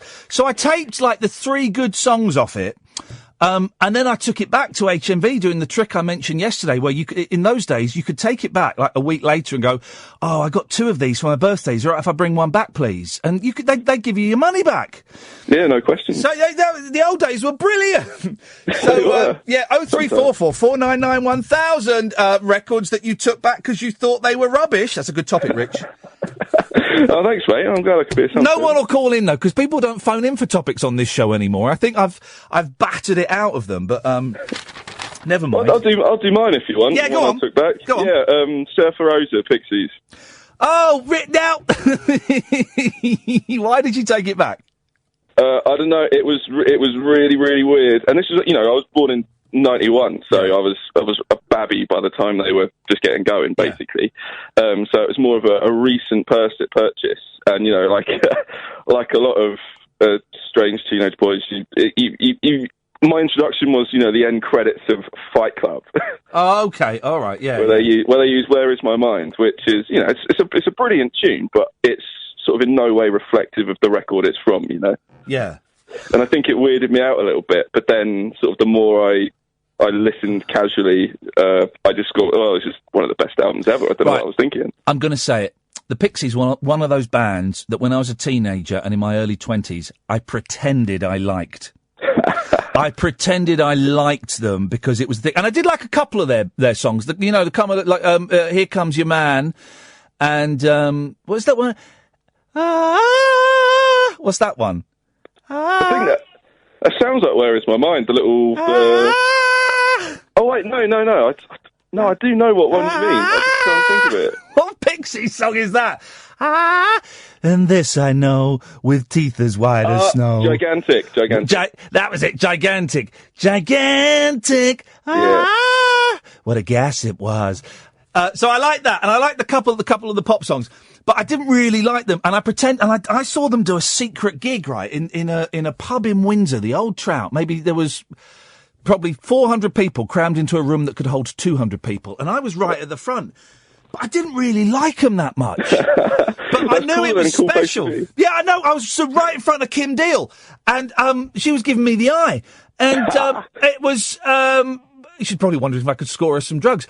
But it was, and I was stood there thinking, I only know 3 songs. They played for about an hour and a half. I only know 3 songs. I'm not really that mad on it, but I know that this is the best spot in the world to be at this very second in time. But, I mean, I quite dig the Pixies now, but at the time, there was a lot of going, the Pixies, I really dig their kind of, their modern take on Dick Dale guitar, Yeah, mate, you wouldn't be the first to pretend to like a band now, would you? Rich, nice to talk to you, man. Thank you very much indeed. 0344 499 1000. There we go. We've got 2 phone-ins for the price of 1. Record... And you don't call in with phone-in topics anymore, which is why I don't really do phone-in topics anymore. And if I ever get invited back to BBC Local Radio, which I will do one day, it'll happen one day, I'm sure of it. All of this stuff is cyclical. Rudd, who works here, will end up in about 10, 15 years' time being head of a BBC local station, if he's unlucky. But there could be worse fates. But if he's unlucky, that's where he'll end up. And he'll give me a job in 15 years' time. And the first phone-in that I will do will be records you have taken back because they were rubbish. 03444991000, and bands you pretended to like to look hip. Huh? Those are solid gold, dear listener. Absolute solid gold. Is that 999? That's the comedy speech bubble they've done on this story. Adolf Hitler's phone. 2 hours after I started the story. No wonder I can't get a gig anywhere decent. I'm joking! This is the pinnacle of my career. Adolf Hitler's phone, hidden in an army major's home, may fetch... How much? How much? Anyone? £400,000 at auction. His personalised blower, used to order thousands of deaths, or possibly schnitzel, we don't know, was recovered from Berlin in 1945. It was fitted with special electric coils, enabling the Nazi tyrant to plug it in sockets in buildings, cars, and trains. This guy invented the mobile phone. The Siemens phone, scorched as Hitler's staff tried to burn his bunker after he killed himself, was given to Brigadier Ralph Rayner by the Russians. His retired army major son, Ranulf, inherited it after his death in 1977 and kept it in a safe at his home in Dawlish, Devon. He now wants it displayed. No, he doesn't. No, he doesn't, because it won't be bought by, like, a museum or something. It'll be bought by a private Nazi collector. Wants it. No, he doesn't want it displayed. He wants £500,000. That's what he wants. And good for him. Why shouldn't he have that money? Ranulf, 82, said of the phone, which is being auctioned in Chesapeake City, Maryland, US of America, later this month. He's good at selling. He's come up with a cracking line for it. This was Hitler's personal instrument of death. It should not be hidden away. A, it's a great line, and B, you've just contradicted yourself, haven't you? And C, it will be hidden away.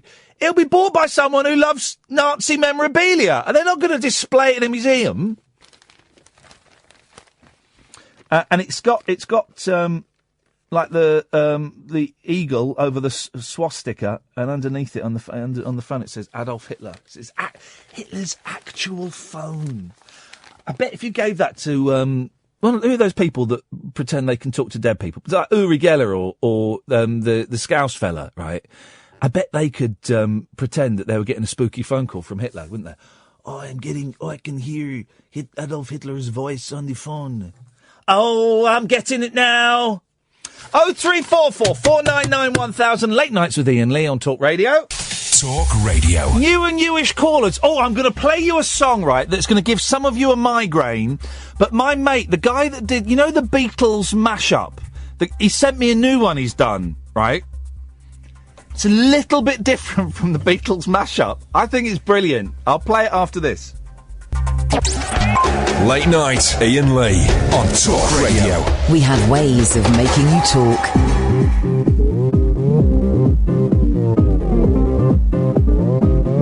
Open Gangnam Style. Gangnam Style.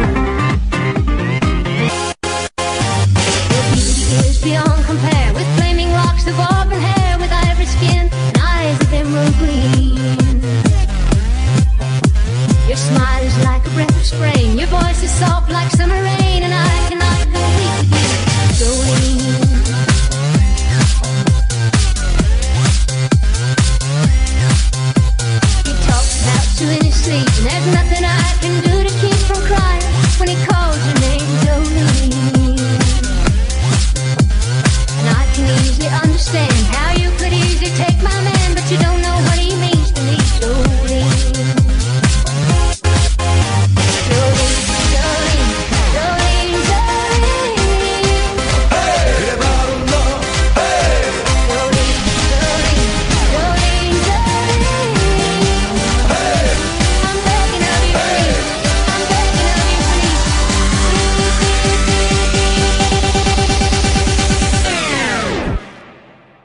Oppan Gangnam Style. Jolene, Jolene,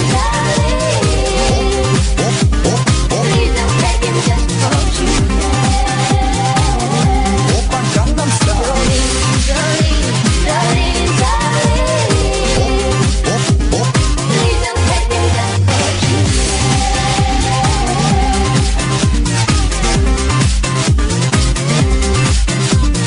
Hey, sexy lady. You can have your choice of men, but I could never love again. He's the only one for me, Jolene. I had to have this talk with you. My happiness depends on you and whatever you decide to do, Jolene. Jolene, Jolene, Jolene. 그래 바로 너. Jolene, Jolene, Jolene, Jolene. I'm begging of you, please. I'm begging of you, Oppan Gangnam Style. Jolene, Jolene, Jolene, Jolene. Please don't take him just for you. Oppan Gangnam Style. Jolene, Jolene, Jolene. Please don't take him even though you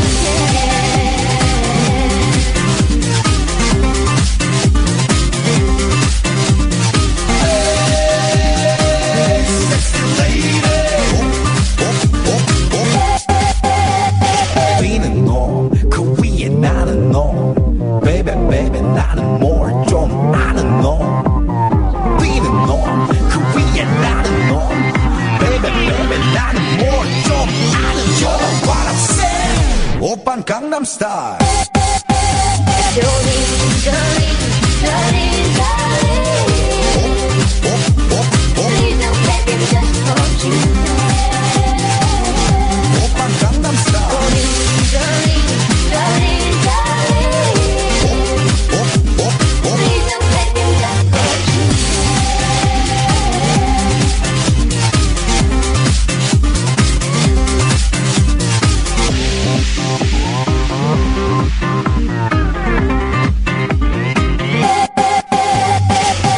오빤 강남 스타일.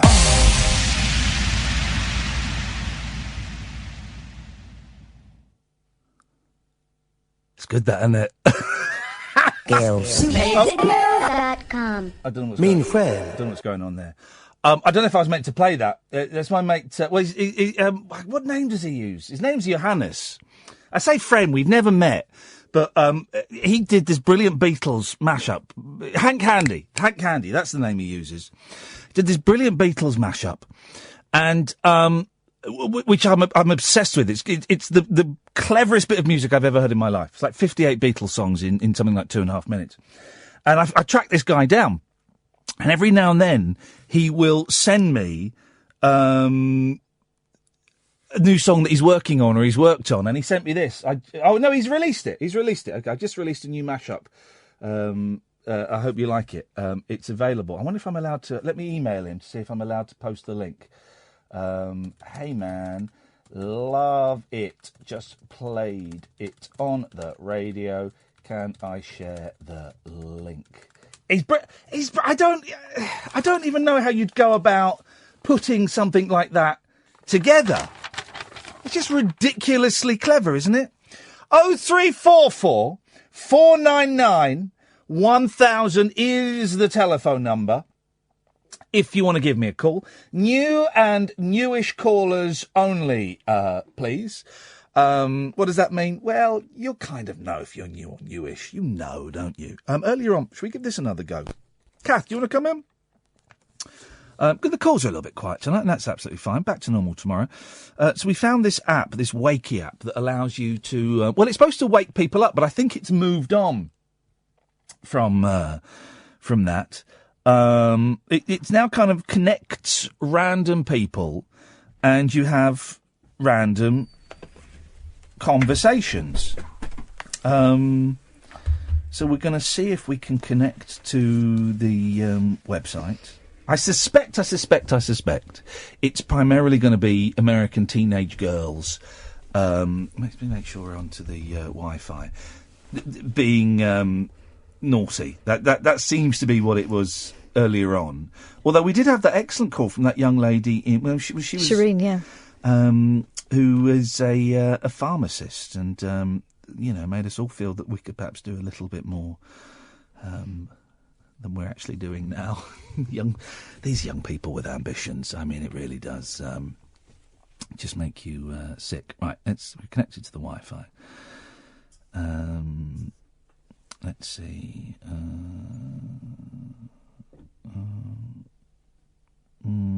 It seems to have frozen. I wonder why that is. Shall we? It says searching for voice topics, and there's a spinning wheel. Let's.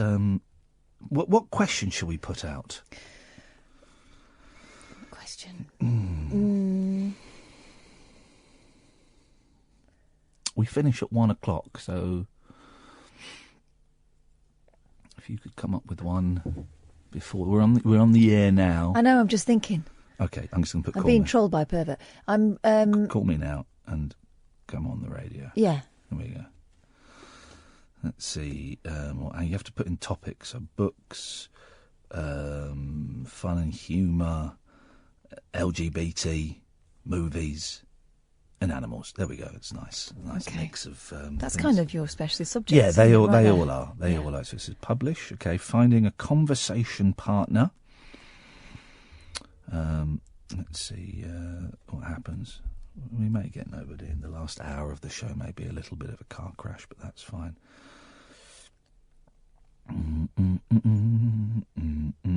You can still call in, by the way, dear listener, if you want. 0344 499 1000 is the telephone number. We call you back, of course. I'm going to leave that to one side, but it's spinning around. Hello. Yikes. Hello, who's that? Hello. Hello. Can you hear me? What's up? Yes, I can. Are you having your lunch?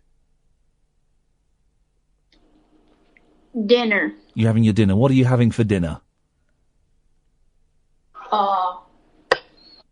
Filet mignon. Oh. Oh, very nice. And what's your name? Jess. Hey, Jess. Well, my name's Iain. I'm here with my friend Catherine. Hello. And we're live on the radio in the United Kingdom. Cool. What Yeah. station? It's somewhere? It's on somewhere, yes. Oh, steady. We're on Talk Radio, so if you had the internet in front of you, you could log on to talkradio.co.uk and you could listen to this rubbish show that we're doing. What is it called? Top Radio? Yeah. Talk Radio, yeah, .co.uk. Topradio.co.uk. Okay, I'm getting my device. Okay, get your device. Okay. Okay, but don't keep the volume down because otherwise there'll be a delay on the stream. You see, but if you go to that page, and then on the left hand side, I'm just getting it up because I don't remember what it looks like. Hang on, it says on the left hand side under live radio, it says Late Nights with Iain Lee.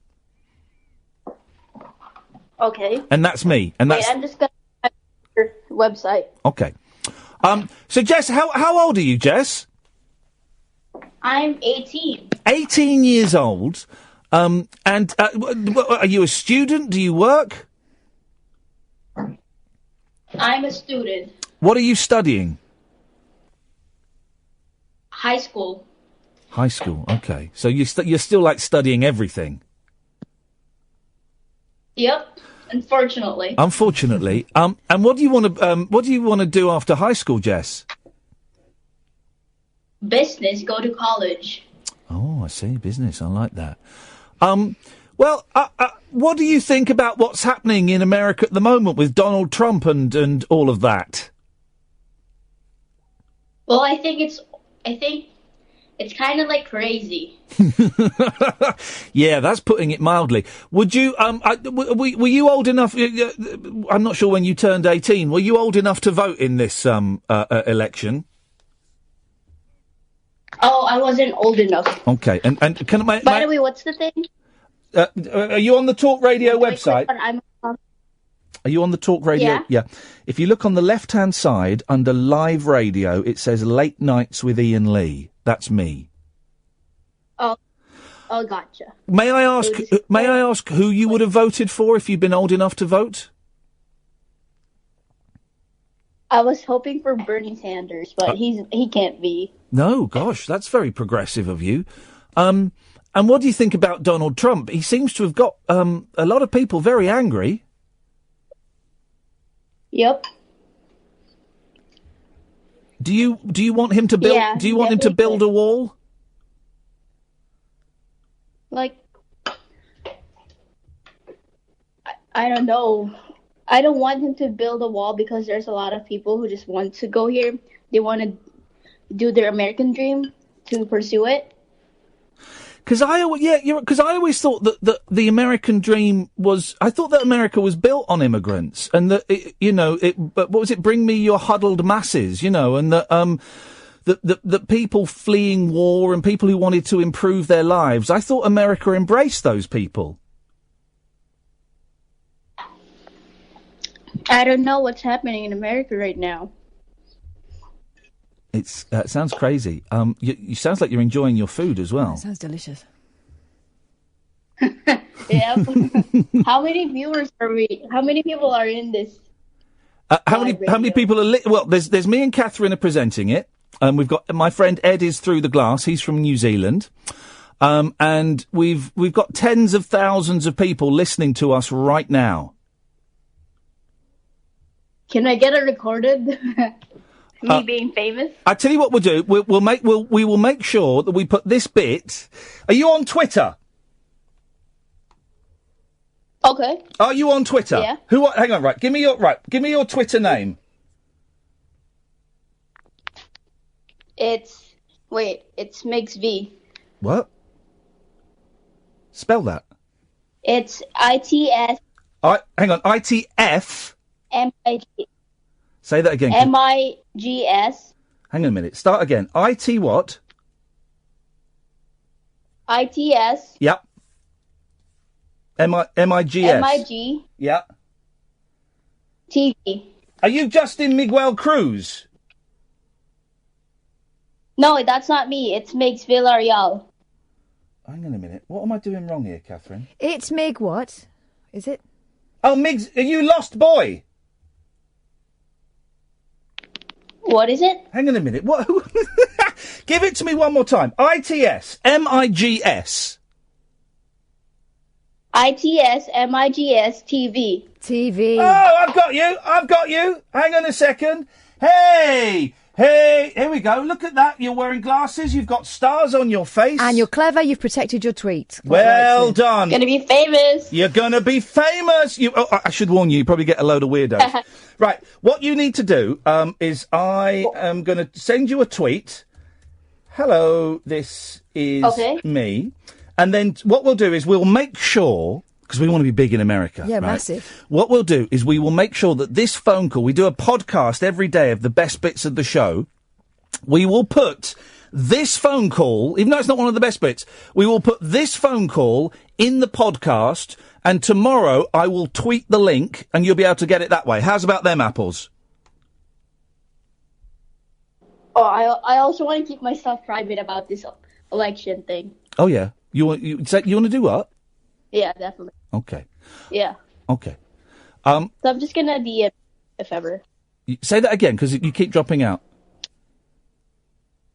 I'm just going to DM you. Okay, you DM me, and we'll swap details, and you'll be in the podcast. Listen, I need to go, because I've got to go and play some adverts. Thank you so much for calling, Jess. Bye! Nice to meet you. Nice to meet you Bye, too. Jess. There we go. You see, what delightful 5 stars. Jess is getting 5 stars. What delightful young people we're finding. 0344 499 1000. Late Nights with Iain Lee on Talk Radio. Unmissable late night radio with the original king of unconventional conversation. Make contact with Iain. Late Night Iain Lee on Talk Radio. We'll get you talking. Evening, James. Oh, hello, that was quick. Well, it's a bit, it's a little bit quiet on the phones this evening, but that's the way it goes sometimes. What you got for us, boss? Well, a couple of things, both of which are probably going to reveal my terrible taste in culture. First one, records have returned. Oh, yes, I just did that, didn't we, as a phone in? Yes, go on. Oh, years ago, I think I was a teenager at the time. Yeah. I made the mistake of buying, do you remember Informer by Snow? Informer? What's it a bit about, let me sniff your bum-bum now? I'll lick your boom-boom I'll lick down. your bum-bum down. That's the chap. Yeah. The first white rapper. Yes. Terrible thing. I bought the single. You know, it was a jaunty enough song. Yeah. And I thought I'd pay money for it. Yeah. I think Jaunty, I think that's what he was going for, isn't it? It's like, you can imagine him wearing braces with his thumbs behind his braces, doing like a sort of Cockney walk. Informer, help me lick your bum-bum down. Knees up, mother brand. Yeah, exactly, that kind of vibe. I've got a horrible feeling I paid something like $3.99 for the CD single in Woolworths. Oh, CD singles. God, what a load of rubbish they were. And this was in the days before they put the rules on, which said what you can and can't give away. Yeah. So I didn't realise until I bought it that the B-side of the CD single, the bonus tracks, 7 remixes of Informer. Yeah. God, what a load of pay. So I came up with some contrived excuse. I took it back to Woolies and said something along the lines of, I asked my mum to buy the album, but she bought the single by mistake. Can I have the money back? And got my £4 back. Because what a pony. But you were allowed to do that in the old days. Did they not realise that we were all at home taping it? We all had a lot of very unfortunate birthdays where we got doubles of everything. Yeah, terribly naughty. I mean, we're the reasons now that music is dead. Music is dead, guys. Home taping killed music. Oh, it did. They were right. Those stickers that my mate's dad had in the back of his car were absolutely right. Bad days. I nearly took back as well the other one. Oh, my music taste has improved since then, I must admit. But the first album I bought on CD. Yes. Oh, God, the Spin Doctors' Pocket Full of Kryptonite. Oh, now. Princes who adore you. Is that them? Yeah. That's Go what I ahead said now, baby. Just That's the go one. ahead. But baby, princes who adore you. You got one man who ignores you and another who adores you. I had that on CD. What was the other song? The single. That's the way to do it, is you buy it on... Because that's the thing. I thought, again, jaunty. So I paid money for the album thinking, oh, great, 12 more jaunty tracks like that. I should have taken your advice and, the single. I think because the rest of the album. They had one other good song, didn't they? There was Little Miss, Get Me Wrong. Anybody gonna help me with we had that. My mate Simon had that album at college. I quite liked that. It was an all right record. I thought it was two really good songs. I thought I quite like those. The rest of the album, I listened to. Oh God, it was. There was a band at the same time, the Black Crows. They had a hit. Yeah, I bought the album on the strength of the hit, and I didn't take it back, but it was a stinker. Was it? Yeah. That's about 92, 91, 92. I remember them. I can picture it. 0344 499 1000. What the flippin' hell was the Black Crows hit? Was it? Did it have a rude cover of the album, like a shot of bikini bottom with hair poking out the top? No, that was one. Wasn't that Black Grape? Ooh. I don't know. I had Black Grape as well on a CD single. I never got. Hard to handle. It was hard to handle, wasn't it? What? Black Crows. No, that wasn't the Black Crows. Wasn't it? No. Too Hard to Handle Now. That was the Commitment soundtrack, wasn't it? Oh, I sang that for no reason. Saying the Commitment soundtrack. There was obviously they were covers. They did the Commitment soundtrack. Didn't write it. And then, because the Commitments were big, weren't they? On the back of that film, they became a band. Mm-hmm. They did. And I don't know if this is true or not. So we're spreading fake news, okay? But the lead singer, I've heard stories of becoming a little bit arrogant. What, like he did in the film? Yeah, but like several years after the film, he was apparently a little bit up himself. If he's listening and he disagrees with that, I humbly apologise, sir. But those are the stories that I heard, that he bought into the myth. I owe him about 15 quid. Why is that? Because I was in a Commitments cover band. Oh. And there were loads of us. I mean, we had like horns and the whole thing. And what were you? I was one of the backing singers. Awesome. And sometimes a featured. Well, I did one gig with them.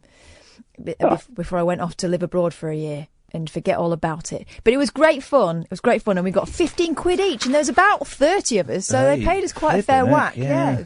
But that's the thing. If you had a lot of people in the band, you could trick people that it sounded all right. Yeah, it was just really, really loud. That's the way you do it. James, thank you very much for that. 0344 499 1000 is the telephone number if you want to give us a call. Proper phone-in topics. What records have you taken back because you thought they were rubbish? The CD single was the biggest rip-off because you're paying quite a lot of money for it. Have you seen Chris de Burgh's daughter? Yeah. But it was. I remember I had the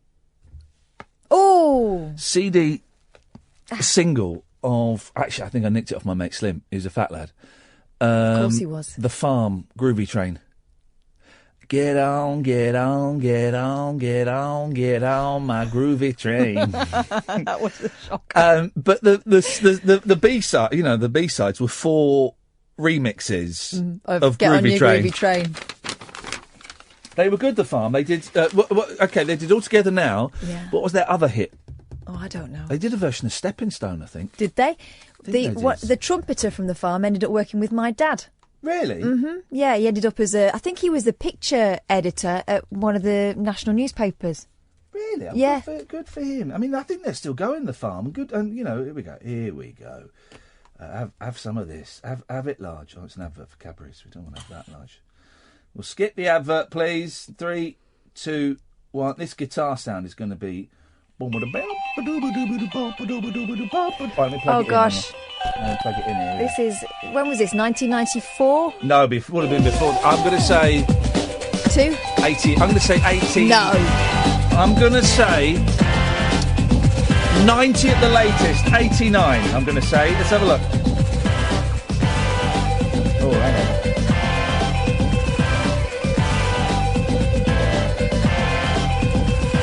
Saw you walking down the street.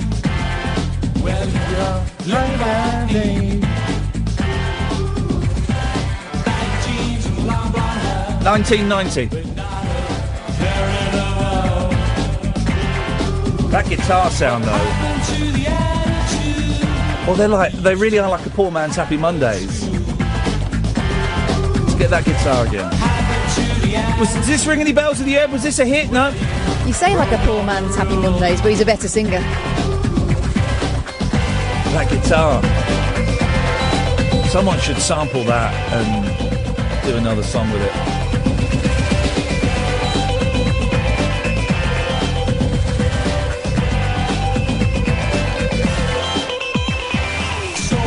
There it goes on. And so on. So on and so on. Balloonacy! Pop goes party fun! I have to put my hand over Chris de Burgh's daughter's VJ because it's in the way of the story. Let me see. Oh, well, I'll put my thumb over it. Not out. She's got massive knickers on. Yeah, I know, but I know what's under those knickers. Kids should be made to wear ear defenders at parties in case they burst a balloon, noise experts have warned. I agree with this. I agree with it. Is there any... I tell you what I would like to see, right, on Britain's Got Talent. Someone that can have balloons burst behind them so they don't know when it's going to happen and they don't flinch. That I would pay top dollar to see that as an act. Well, random balloons being burst and they don't know when it's going to happen and they don't flinch. It's a simple way of doing it. You get a deaf person. I don't want to watch a deaf person. Not got anything against deaf people. I'd happily watch a deaf person. But that's not a talent. But not in that act. No, I would happily. Of course, I'd watch deaf people if they were on Britain's Got Talent. And I would not think. I would not think much less of them. Gosh. I wouldn't think much less of them. But not doing that act. No, I wouldn't want someone who's hard of hearing to do acts. That'd be pointless. I want someone with fully functioning ears and rock hard nerves. Yeah. And one flinch. And they get executed. Kids should be made to wear ear defenders at parties in case they burst a balloon, noise experts have warned. Noise experts. Researchers say exposure to a single could lead to permanent hearing loss. The Sun's staking its claim out early here. Youngsters have been playing with balloons for nearly 200 years. But a team... How did I only find out? Recently, I watched an American... Because the rubbing the balloons, it makes your hair go up. Yes. No one told me it makes them stick to a wall. No one told me that. Fact. Or the ceiling, and then it'll sort of crawl along the ceiling. No one told me that. It's at 43 years old, and I only found that out by watching some American Have you ever done it in the dark? Yeah, I can't have the lights on. It's terrible. It lights up. Does it? What are we talking about? Oh, the balloon. Yeah. Oh. I thought you meant. But a team... What's the comedy film where the guy wears a green condom? What film is that? Oh, a glow-in-the-dark one. Yeah. You see him walk across the room in the dark. What is that? What film is that? That's a film, isn't it? We'll think about it during this break. Late Night Iain Lee. Unfiltered night talk with the original king of unconventional conversation on Talk Radio. We have ways of making you talk. I don't know if I meant to, but I've tweeted the link to that Jolene and Gangnam Style mashup. He's brilliant, that lad. By the way, yesterday we talked about those two Scottish gentlemen that pretended to be American rappers. Syllable and... Brains. Right. And some of you mentioned a documentary, the name of which has escaped me again. Well, thank you for mentioning it on Twitter, because the woman who directed that documentary jumped into the conversation and went, "Oh, I think you're talking about me." And I went, "Oh, we are talking about you. Where can I see this film? And do you want to come on and talk about it?" And she's like, "Oh, yes." So she sent me a link to it, and hopefully she's going to come into the studio next week and talk about it. She also made the film that I haven't watched yet, and I will have to watch this weekend. I've got a busy weekend now. That we talked about a couple of months ago. Remember Orion, who was he Elvis Presley in a mask? Oh, right. Do you remember that? We talked about it. Yeah. And no, he wasn't Elvis Presley in a mask, but she made that as well. Oh. So she's going to come in and talk about that. My cogs are turning now. Why? That sounds like a film ringer. It does sound like a film ringer, but I need to make sure that those films are easily accessible for people to watch them. But yes, it does. But she's coming in next week. Let me. I'm doing her a disservice. Let me say her name. Jenny, isn't it? Yeah. Why not? I can't work my emails. Hang on, I'll look. Jeannie. How would you pronounce that? Well, Jeanie. I would say it looks like Jeannie, but I knew a girl called Jenny who spelt it like that. Okay. So. Well, we'll ask her. First question. What's your name? What do we call you? Second question. These films are awesome. I've not seen these films, and I know I'm going to love them already. I just know they are right up my Strasse. A team from Canada's University of Alberta say the noise made by a balloon bang can reach 168 decibels, 4 higher than a 12-bore shotgun. Professor Bill Hodgetts said, "We're fairly confident, parents wouldn't let their kids fire guns without hearing protection." That is a good Canadian accent. Yeah. That is a good Canadian accent. Yes, and it's also a true fact that he's just said there. Parents would not let their children fire guns without hearing protection. We're fairly confident, parents wouldn't let their kids fire guns without hearing protection, That is an excellent Canadian accent. Can we get some Canadians on the phone? Just to compare. Okay, well, can we get some... I can only do it if I'm reading. Otherwise I become Mr. Magoo. Jimmy Stewart. No. Yeah. His research included a series of experiments in which balloons were burst by overinflating, sticking in pins, or crushing them. It is good, though, when a balloon goes at a kiddie's party and a baby starts crying. Oh, it's funny. It's very sad. No, it's funny. It really makes me laugh. I had a baby who used to cry when people clapped. Oh, yeah, the boys used to do that spontaneous applause. It just terrified. Why is everyone doing the same thing at the same time? Hated it. He added, "We're not saying don't play with balloons, or have fun, Just guard against popping. Each loud noise has a potential lifelong impact, Guard against popping." Safety experts recommend maximum noise levels of 140 decibels, but Ross Whiteman of party decoration firm Elite Balloons branded the scientists scaremongers. Party poopers. She said, "I've often heard balloons pop in 16 years in the business, I don't know if she's Canadian, but she is now. My hearing's fine, Everyone in ear defenders at parties would look daft. Silent discos. People look stupid at silent discos. You idiots. I've never been to one, but I've seen them. I've walked past them. They have them sometimes on the South Bank, and you think, oh, for goodness sakes, grow up.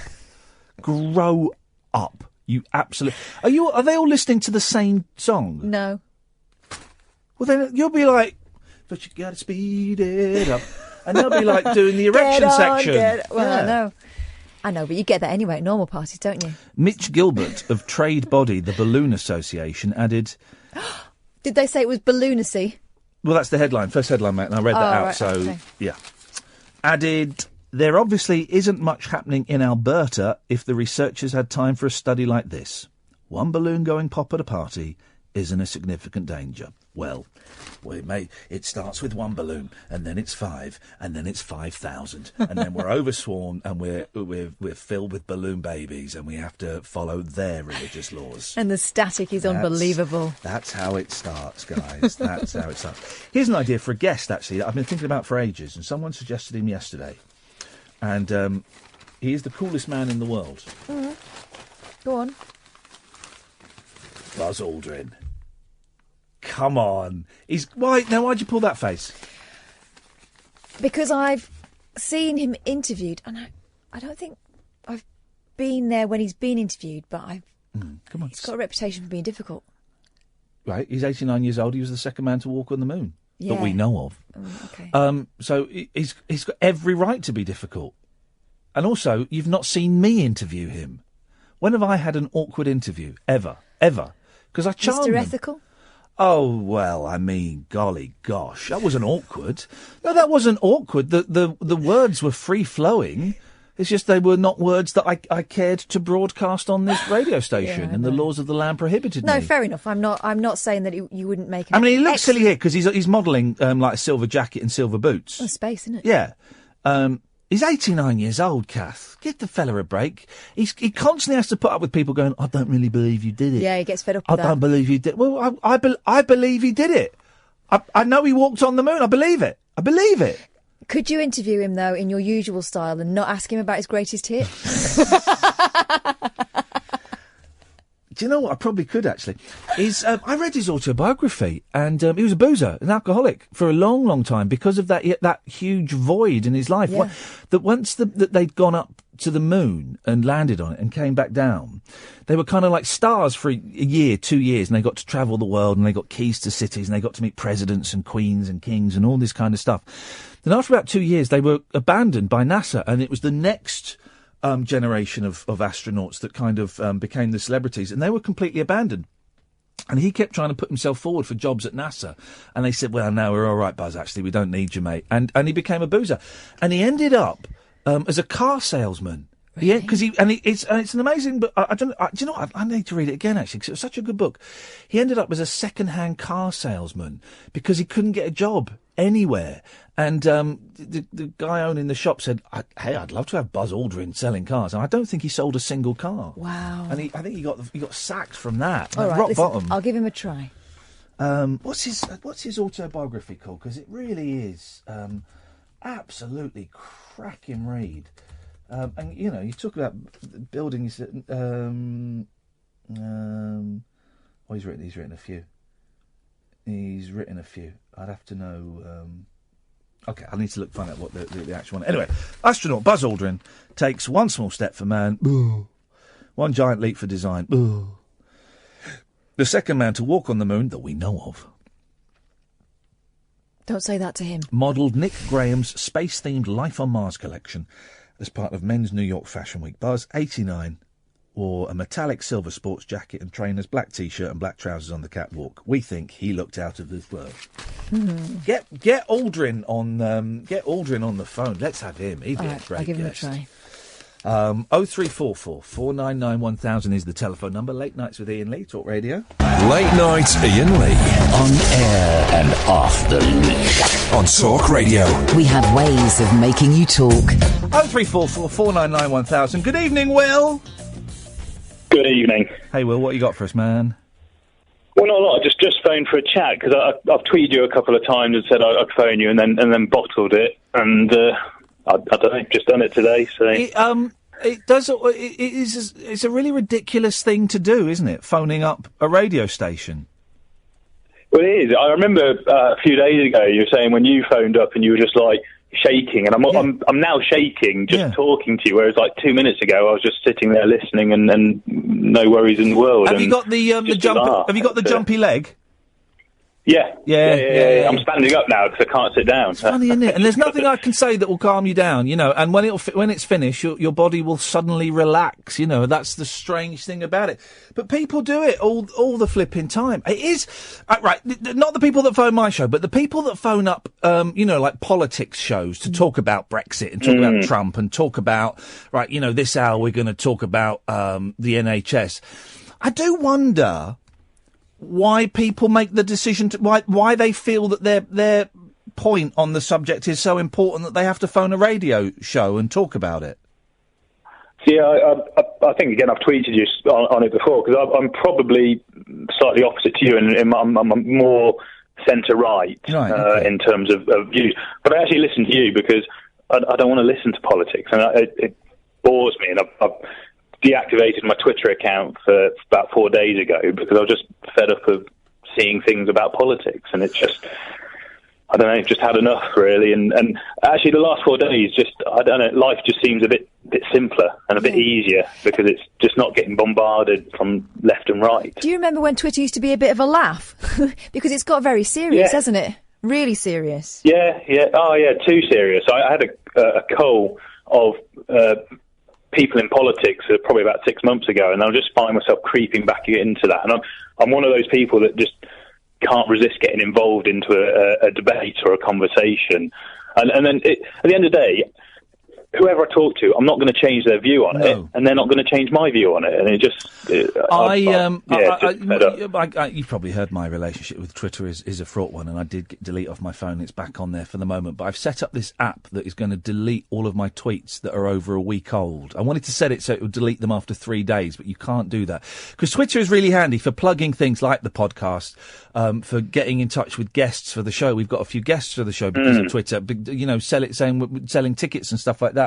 So it's kind of handy. So I do actually need it, but I do think honestly within 3 to 5 years, 3 years I reckon, it'll just be overrun by racists and the alt-right. And by that I don't mean people who are, you know, conservatives or to the right of politics. I mean actual proper racists. And it seems, I don't necessarily agree. I think actually it's probably both extremes. I think it's going to be the centre right and centre left that get squeezed out, and it's going to be those that are hard left and those that are hard right. Yeah, maybe going at each other. Yeah, you could be right on that. But the fact that this gentleman who I hadn't been aware of until he got smacked in the face, the Richard Spencer gentleman, you know, who's someone retweeted one of his tweets about why the hell are there even mosques in Canada? It's such a beautiful country, something like that. Let me get it because I don't want to do him. I want to get it right. I want to make sure. But you just think why? What? But you know what? And that's terrible. The sort of stuff he's been coming out with is disgusting. I'm not comfortable with people saying that it's okay. Like that lady earlier. Yeah, but I'm also really uncomfortable with people delighting in the violence that happens. Yeah. You know, and thinking it's all right to, you know, all this slap a Nazi thing. I think that's just as it's dangerous too, you know. Can't find the exact. I can't find his whole thing. And then I found some other guy as well. You kind of fall down the rabbit hole. This horrible guy who was seeing all this anti-Muslim stuff as good because he's a particularly strong Zionist and he sees that the Muslims are racist towards, you know, against thing. And it was just really obnoxious, violent stuff. And then one of his tweets was, "I've been asked to be on LBC tomorrow morning at 7 a.m." I was thinking, oh God, why are we giving these people, you know, why anyone that promotes violence and hatred? What? We were born to love everybody, Will. Come on, man. Yeah, no, I agree, but and it just why I try and step back because actually we don't really make that much of a difference at the end of the day. We certainly don't on Twitter. Very, very little difference on Twitter. It's kind of a bit of an echo chamber, and we find people that are similar to us. It's either an echo chamber or you go on there for a fight. Yeah. But I do wonder if like even voting and stuff has any difference. I don't think it doesn't really change much. It doesn't change much, does it? I don't think it does. Well, still loads of people don't vote. That's the problem, isn't it? No, well, is it the problem? But is it the people that vote that are the problem? You know, we shouldn't. I don't know. The people say, well, those that don't vote, they're the problem. I don't know if they are. It's the idiots that do vote. I think you'd have to look at Australia to see whether making them vote makes any difference or not. I don't know the answer to that. I just know that they have to vote, don't they? But anyway, what effect that has, I don't know. Look at us. We're talking about politics. You've called in and we're talking about politics, Will. Let's move on. Guess my age then. I can't always do it. It's a very imprecise science, but I'm going to say 36. Oh, 33. Oh, 3 out doesn't count. 3 out does. 3 out outside your two either way. Two either way. 3 out does not count. That is a very bad result as far as I'm concerned. I was going to say 35, but I thought I'm going to go up and hedge my bets. Will, nice to talk to you, man. How are you feeling now? Better. So thank you very much. It's an absolute pleasure. Nice to talk to you, man. Cracking call. Thank you very much indeed. 3 years, that doesn't count. I was going to say 35. And I thought, let me just hedge my bets a bit. He was very mature. Wasn't he? 33-year-old. Yes, wasn't he just? Wasn't he just? Very mature. Shall I tell you what? Because there's hardly anyone listening. Should we have one more go on this and see if we can find somebody on this app? Because it's kind of the dying moments of the show. And gosh, look at the time. Yeah, I know, isn't it? I've got the boys tomorrow, so I'm going to be up. Only get 3 hours sleep again. That's your stomach, by the way, Catherine. It's not me. It's not me. It's totally you. Well, I couldn't feel it. Well, I can hear it. Right, let me go onto this app. Let's see if we can find anybody. Searching voice. Is there anyone who speaks English? Yes, I do. How do we call? No, okay. You can't always call people. Okay, so I guess we just wait and see if.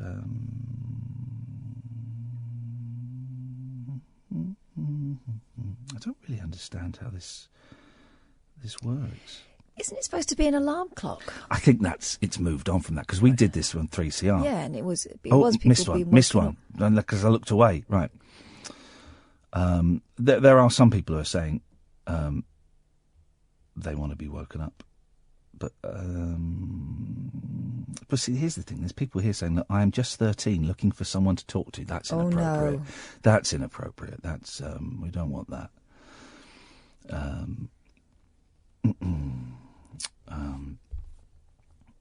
Okay. Call me and come on the radio. Let's see what happens. It's just food and drink games. You've got to type things you like. So just science and psychology. I like those things. Yeah. I like those things. It's a strange... I mean, I could have fun with this, but I could see it becoming... not me doing it, but, people would become sexually involved. It does seem to be a lot of younger people. I wouldn't be very happy about my kids being on it. No. What age do you think you're going to let the girls have phones? Well, this is the thing, right? This year... Hello?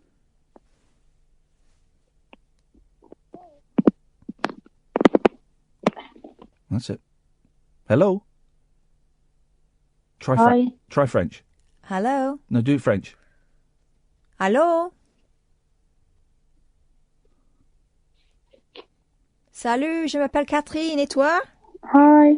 Hi, who's that? It says on your thing you speak French. Are you going to say anything? Hello. Yeah, I do speak French, but why are you yelling? Why are you screaming? Because you're not answering, because we're waiting for you to say we didn't know you could hear us. I can hear you, yes. Beautiful. And it says on my screen you're in Morocco. Yes, I am a Moroccan.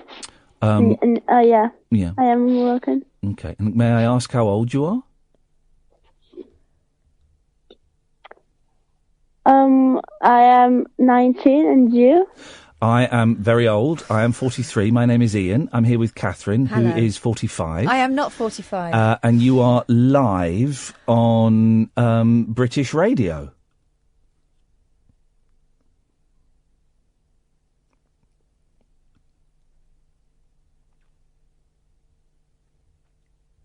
How's about them apples? Are you still there? Yeah, I am. Do you hear me? I can't hear you. Now I do, but I couldn't before. Okay, can you hear me now? Yeah, I do. Can you? Yeah, I can hear you. You're live on British radio. What? There's a delay, isn't there? You are live on British radio on the last 2 minutes of the Iain Lee radio show. What would you like to say to the United Kingdom? You are kidding, aren't you? No, I'm Some not. kind of a joke. No, this is no. Well, it's not a particularly funny joke. Oh my God. Yeah. What would you like to? We're going to go off air in 2 minutes' time. What would you like to say to the United Kingdom, Morocco? Okay. I'd like to say hi. I don't know. I mean, apparently my English isn't as good. Your English is superb.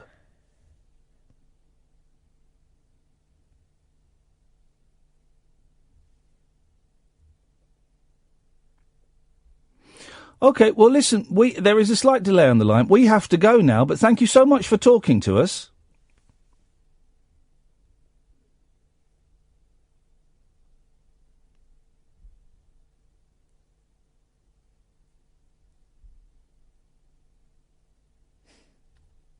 Gone. Yeah, apparently this year my daughter is supposed to have a mobile phone. Hang on, how old is she? 8, 7? Yeah, because she starts walking home by herself, but I'm not doing that. I'm not giving her a mobile phone. Who said this then? She said it. The school has recommended that they have one. Oh, I'm like, oh no. And the school going to pay for it and monitor it, are they? It's not even that. She lives within 10 minutes. I'll be right behind her because I'm walking her little sister home. The school has suggested... How old is she? She's going to be 8. No, mate, that is... It's ridiculous. That is bang out of order. And that is bang out of the order for the school to even suggest that. Yeah, but that's what they do. And they bring them into school and they leave them in their No. drawer and then they pick them up. Yeah, and I'm not having one. What? She's just going to be where she says she's going to be. What an absolute bombshell to end the show. You've got 20 seconds. I know that my friends' kids, all they get is text messages saying why they're going to be late. I'm not having it. She can just be at home when she says she's going to be at home. She's not having a phone. Outrageous. Yeah, well, on that bombshell, dear listener, we are done. We are dusted. We'll be back this evening at 10 o'clock when we will have the mighty Dave Mason, if all goes according to plan, which it doesn't always do, but you never know. Don't forget to download the podcast. If you get it on iTunes, if you leave reviews and ratings, that helps a lot. Thank you very much. Ta-ta. Talk Radio.